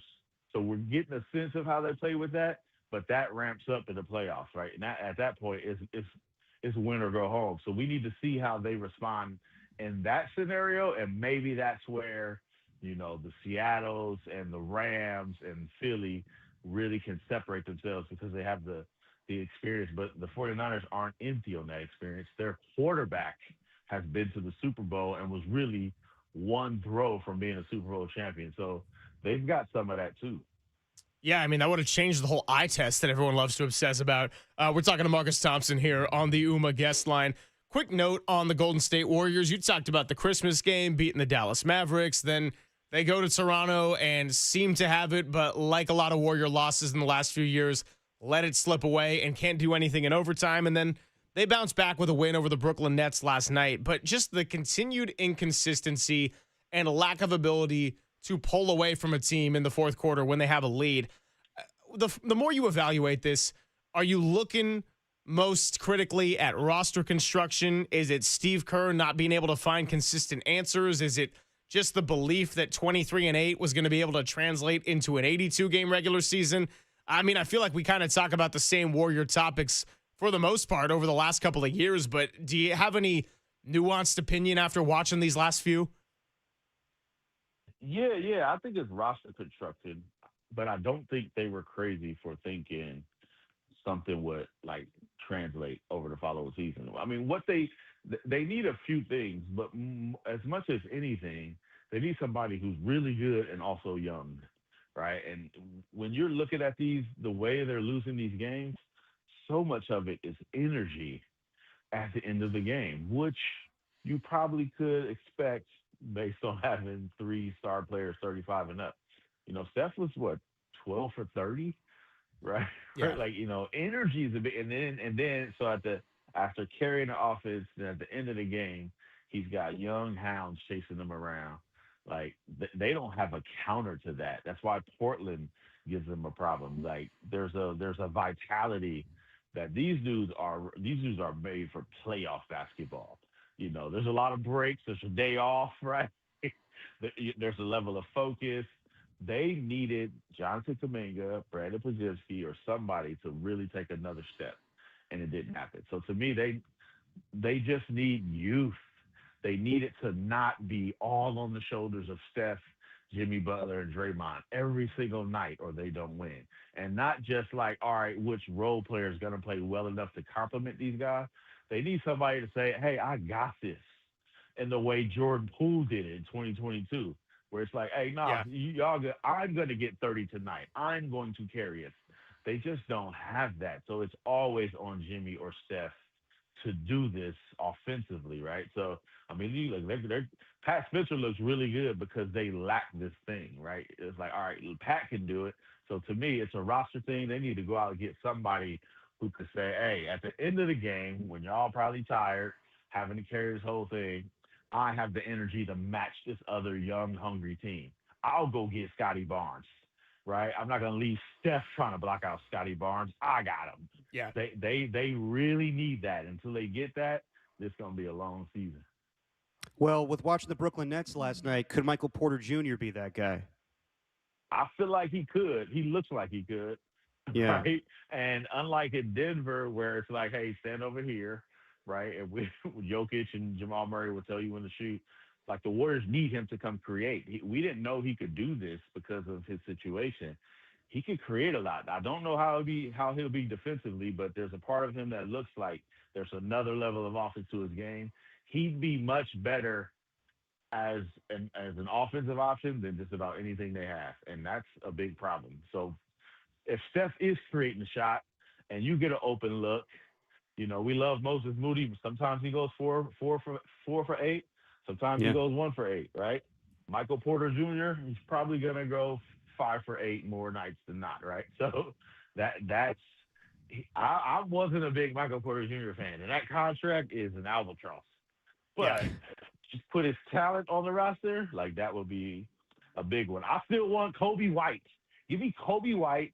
Give me Trey Murphy, the third, and I think they got some horses there at that point. Find a big man somewhere too while you're at it. Yeah, if they had Michael Porter Jr. on the roster, the biggest surprise to me would be the 8 shots. I'd be like, he'd be like, 7 for 14 or something like that. But dude loves to shoot. He's a chucker. Yeah, he definitely. They need it though. They need somebody. I know. Who wants to shoot the ball. That right now. That's crazy. No, they do. Marcus, we appreciate your time. Happy New Year, and I will talk to you on the show. I think we're back on the schedule of 2 weeks from now, so who knows what the Niners' fate is going to be at that point, but lots to continue to unpack and digest, and I'll continue reading you in The Athletic because, as always, it's a must-read. All right, have a good one. Hey, I want you guys to prepare for the freshness and the newness and the novelty of this year to come. Get your minds together. Get your hearts together. Get your businesses in order. Your affairs. 2026 is going to be great. Are you ready? I agree, Marcus. Get ready. I agree, but I'm waiting for your pessimism. Let's go. No pessimism. I'm just asking. I know now you're more of a homebody. Do you agree that New Year's Eve is kind of overrated? The party element of it. Yeah, like going out and wasting a bunch of money. Like I'm looking forward to the new year. About New Year's. Here's the part about New Year's. Unlike every other holiday, there's not really a script. You can do what you want. Correct. It's not True. like you have to be with a certain amount of people. It ain't like on Thanksgiving where you have to eat turkey and everybody can act like they have turkey. You could Right. literally do what you want. You can go to a comedy show. You can throw a house party. You can play games. You can, you can do anything on New Year's. Like it's open. But the idea of like, all right, let me find the poppin'est New Year's party so everybody Right. can stand there. Like that's definitely trite. Even like the Times Square, that's nothing appealing. That Exactly. doesn't look appealing at all. It's freezing and everybody's outside. And like Dick Clark's got on 4 cashmere scarves because it's so cold. Like that never did it for me. But do what you want on New Year's Eve. It's your oyster. Hey, you're right. I love the mindset of freedom. I love your optimism. So even if I got 23 more minutes here with Derek, I'm going to carry that energy into the new year, no question. Derek, we all need the balance of the Derek's perspective. Like just You do. Otherwise, we'd be getting too high. So we need somebody to be like, man, sit your butt down. You ain't that good. You ain't got Exactly. no money. You ain't doing nothing in 2026. Exactly. Save for your that. money for 2026. Absolutely. I respect it. I appreciate it. Thanks, Marcus. Later, Marcus. All right, peace. Marcus Thompson of The Athletic. Always good to catch up with him on any show, on any subject, really, whether it be the Niners, Warriors, Valkyries, Sharks, Giants, or Christmas, trucks, whatever you want it to be. Derek, Life advice. I'm an optimistic guy, but I kind of agree that New Year's is a bit overrated. Like, I've done the whole go out to a big event, concert kind of thing. I've also done the stay at home, have some wine, watch a movie, and I wouldn't say that one is necessarily way grander than the other. It's just, I like the lack of script, but I wouldn't say that, like, I ever have big New Year's plans. At that point, I'm just like, I'm kind of ready for the new year. And, some of our hosts do get to reset here right now, but we're just going to carry the weight and talk Niners. So I'll take that as a positive with the way the Niners are playing. Yeah, absolutely. I'm not going to yuck anybody's yum when it comes to what you do for New Year's, but I'm getting older, and, I got to be honest, staying out till like 2 o'clock in the morning, 3 o'clock in the morning, not my thing anymore. So if I just chill on New Year's Eve, does that make me a loser? I hope not, but whatever. Do you know if you're doing the show with me tomorrow? I think I am.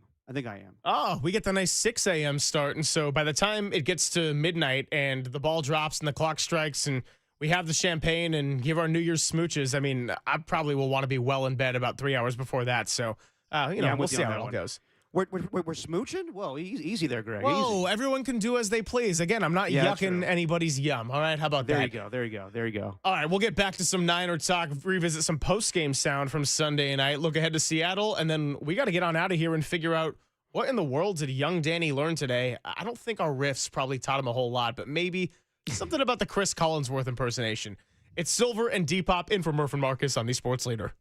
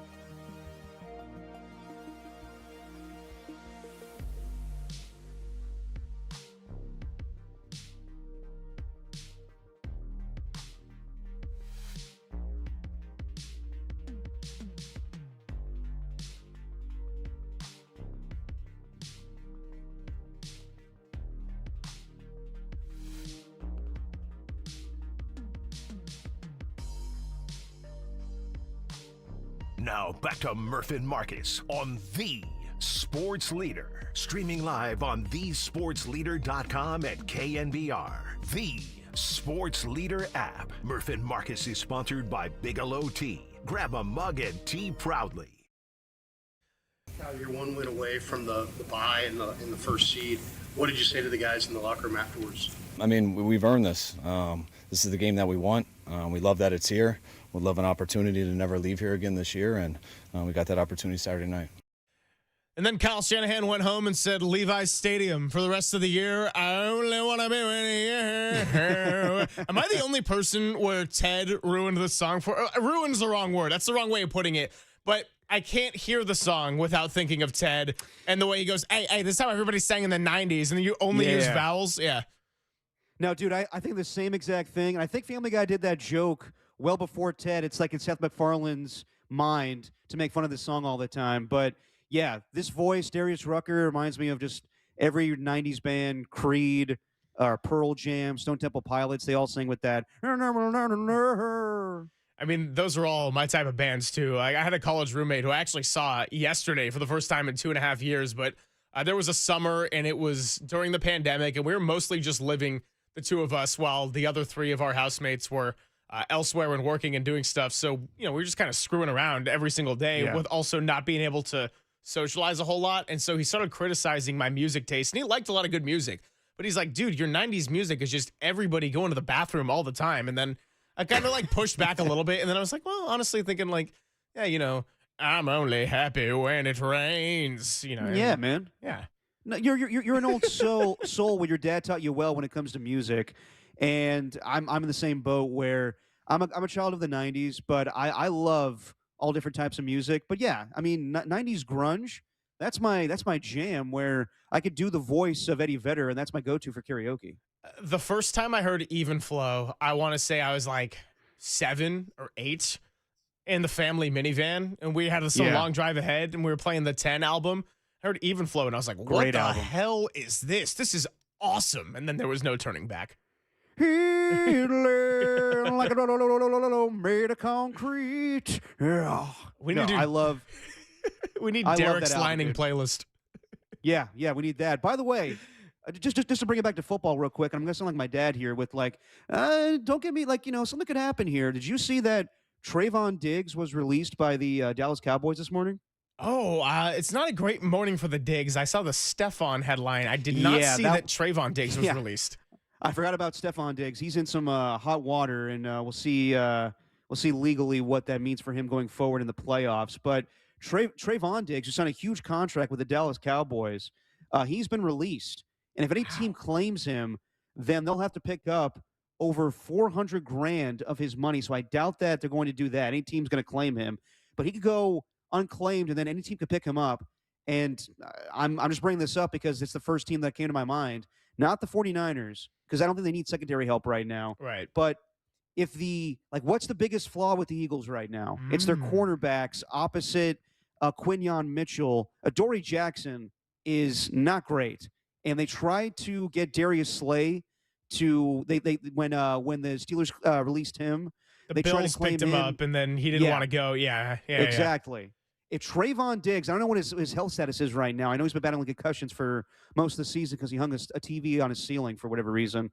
But if he's healthy and they could sign him, oof, that just makes that defense that much better. I don't want to throw that out there. I know 49er fans will be pissed off at me, but I could see that being a move that Howie Roseman jumps on in a heartbeat. No, but it's a very Howie Roseman type of thing to do. And I know we've been fixating on the weaknesses of every NFC team today and how anyone could theoretically lose this, and every round is going to be roulette in the playoffs, Derek. But also think about teams looking ways to bolster the strength of their team. The 49ers knew what their strength was, and they didn't bolster it with a trade or a signing, but they knew they were going to get healthier. And look what happened when you got Purdy, Pearsall, and Kittle back there. And now you got to worry about Kittle, and Pearsall's banged up, and you might not have Trent, but we know what the strength of their team is. It would be like if they could go out and get a big-bodied wide receiver or something like that leading into the postseason. The Eagles, they're not fixing their offense, right? Like, their roster is what it is, and they got the talent to do something special in the playoffs, as messy as it's looked.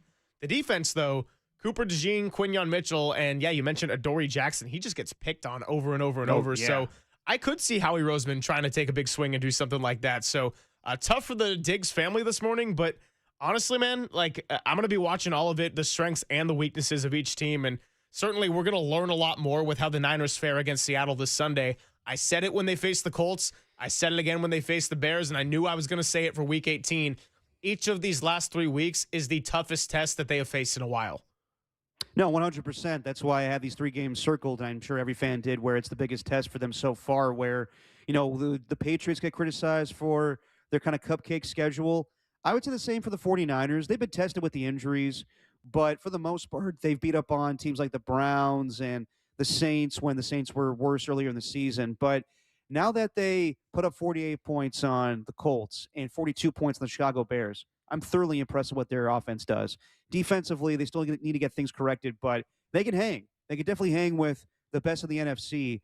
And just going back to the possibility of the Eagles bringing Trayvon Diggs in, someone on the text line yesterday hit me up while we were doing the show with Carlos Ramirez, and someone was like, can the 49ers make a move? Like, you may not remember this, Greg, but back in 1998, they signed Charles Haley, who was retired, and it came out just to play in that playoff game against the Green Bay Packers, Brett Favre, Antonio Freeman. Mm-hmm. And someone on the text line was like, can the 49ers do something like that? Like, can they convince J.J. Watt to leave the broadcast booth and go play on their defensive line? I'm like, that's a hard ass to do, man, because J.J.'s making good money now on CBS. He's comfortable with Iron Eagle. Is there anybody out there that can pull a Phillip Rivers on the defensive side of the ball for the 49ers? I highly doubt that, but if I'm John Lynch, I'm making those calls, definitely. All right, well, we're going to get to what did young Danny learn and wrap up the show in just a bit, or as people would say, put the show to bed on certain shows. Hey. But you know what Darius Rucker might be saying at around 8:15 p.m. on Saturday night? I want to hold your hand. I'm such a baby because the Seahawks made me cry. All right, we'll wrap it up when we come back on The Sports Leader. Time for traffic on The Sports Leader.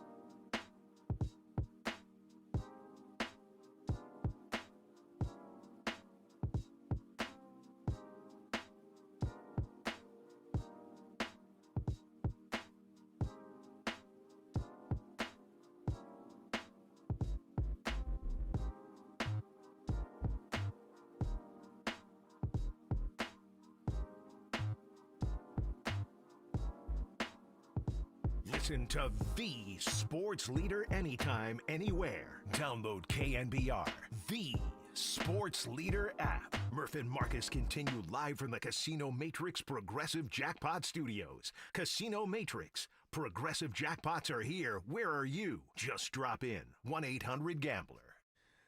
All right, well, even though I've been getting us in and out of segments, I'll just hand it off to Derek Edward Vetter right now. I'm still alive. Oh, I'm still alive. What a show today, honestly. The 7 to 11, I got to say, I think doing the morning show over the long haul, I want to give a lot of props to Young Tony, John Joe Curley, Murph, and Marcus for making that their everyday schedule. I think that would really get to me, and I'd have to start weaving in naps, and it would be a whole different routine. But for just doing it for a couple days, and we'll be back at 6 a.m. tomorrow, I got to say, it is a nice feeling once you get a little bit of energy, the coffee kind of hits you.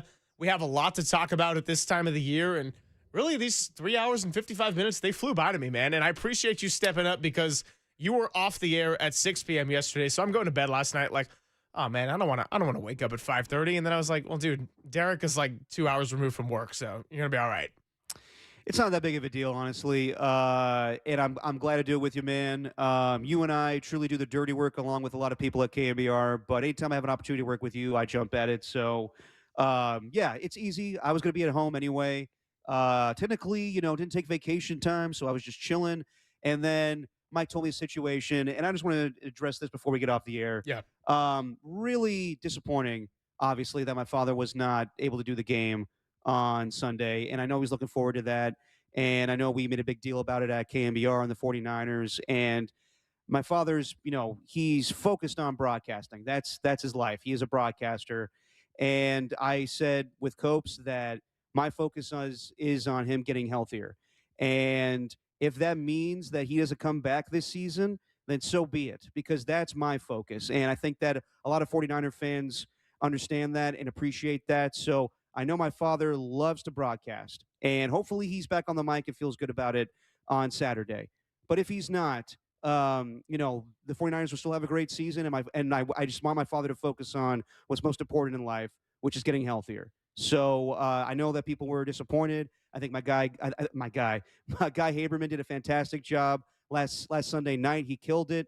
And yeah, if my father comes back on the mic, fantastic. But I just want him to focus on what's most important, his health. Yeah, and just for everyone out there, we were able to text a little bit on Sunday, and he got back to me. He's hanging in there. It's all going to be okay. And as disappointing as it is that he didn't get to return the booth, I know that he was making the right decision for himself. And as I've said, every single step of the way, and you know this too, Derek, I was like, dude, we got you on everything secondary. Yeah. Take care of your health. Take care of, all of your affairs and everything that is the most important in life, and just worry about getting better.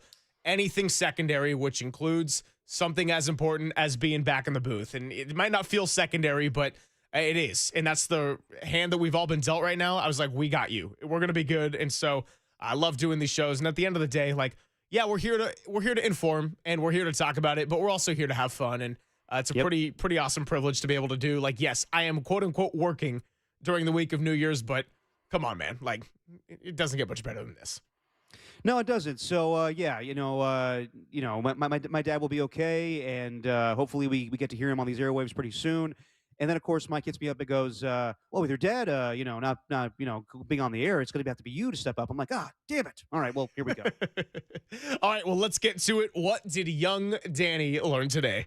Murph and Marcus want to know, what did young Tony learn today? Well, so the joke is he's very, very young and innocent. Hey, I know that now, okay? All right, what did Danny learn today? It is sponsored by Bigelow Tea. Grab a mug and tea proudly. Wow, normally we go Tom Petty, I need to know, but you're keeping it right here with the jam alive. Take it away, young Dan. Well, unlike young Tony, you guys didn't teach me anything about Dazed and Confused or, Fast Times at Ridgemont High or any of that. But I did get a little nugget when you guys were talking to Mike Silver. I learned that the Why Is Everything, the paperback version, has an extra chapter in it. So how about that? Oh, good to know. A little holiday gift, huh? The it's epilogue. Like the unrated version. There you go. The unrated version. It kind of is in a way. The 2024 season was the focus of the epilogue, that's not exactly a great chapter for the 49ers and everything that happened last year. So I'm going to say, hey, dude, when they get this number 1 seed and maybe play a Super Bowl in their home stadium, you better get working on another chapter because I'll make sure that gets done one way or another. Yeah. Also, Danny, did you learn that when facing me in the fantasy football championship, you're most likely going to lose? All right, Derek, we have a bowl game to throw it to. Yeah, a thrilling bowl game. Let's get to that. Derek Henry, what the hell was that? In a game where Lamar Jackson, it was me kicking your ass, Dan. That's what it was. Ridiculous. And just to add insult to injury, I also had Jared Goff for those listening. That just double whammy on me. A whole 2 points for Dan. Maybe it's better to just not make the playoffs at all like me, and then you can't get hurt here in the month of December. Did you come in last, Greg? I think you came in last. I think I did. I think I did end up coming in last because I was going to beat Walt, and then Jason Myers outscored Justin Jefferson by 18 points, and that was the nail in the coffin. Yeah, one of those years. Big thank you to our guests today, Mike Krukow, Mike Silver, Matt Maiocco, Dominic Puni, and Marcus Thompson. You can catch all of those interviews when they're podcasted on thesportsleader.com, the app, or wherever you get your podcasts. A big thank you to Depop. A big thank you to Danny Dunn and to John Joe Curley. We'll be back tomorrow at 6 a.m., the normal start time for the morning show. So we're all still going to be alive when we get to that point, and I can't end it on any better note than a little 90s grunge, so I'll just say you're listening to KNBR and KNBR FM San Francisco, the sports leader, a Cumulus Media station, and at 6 a.m. tomorrow, I only want to be with you.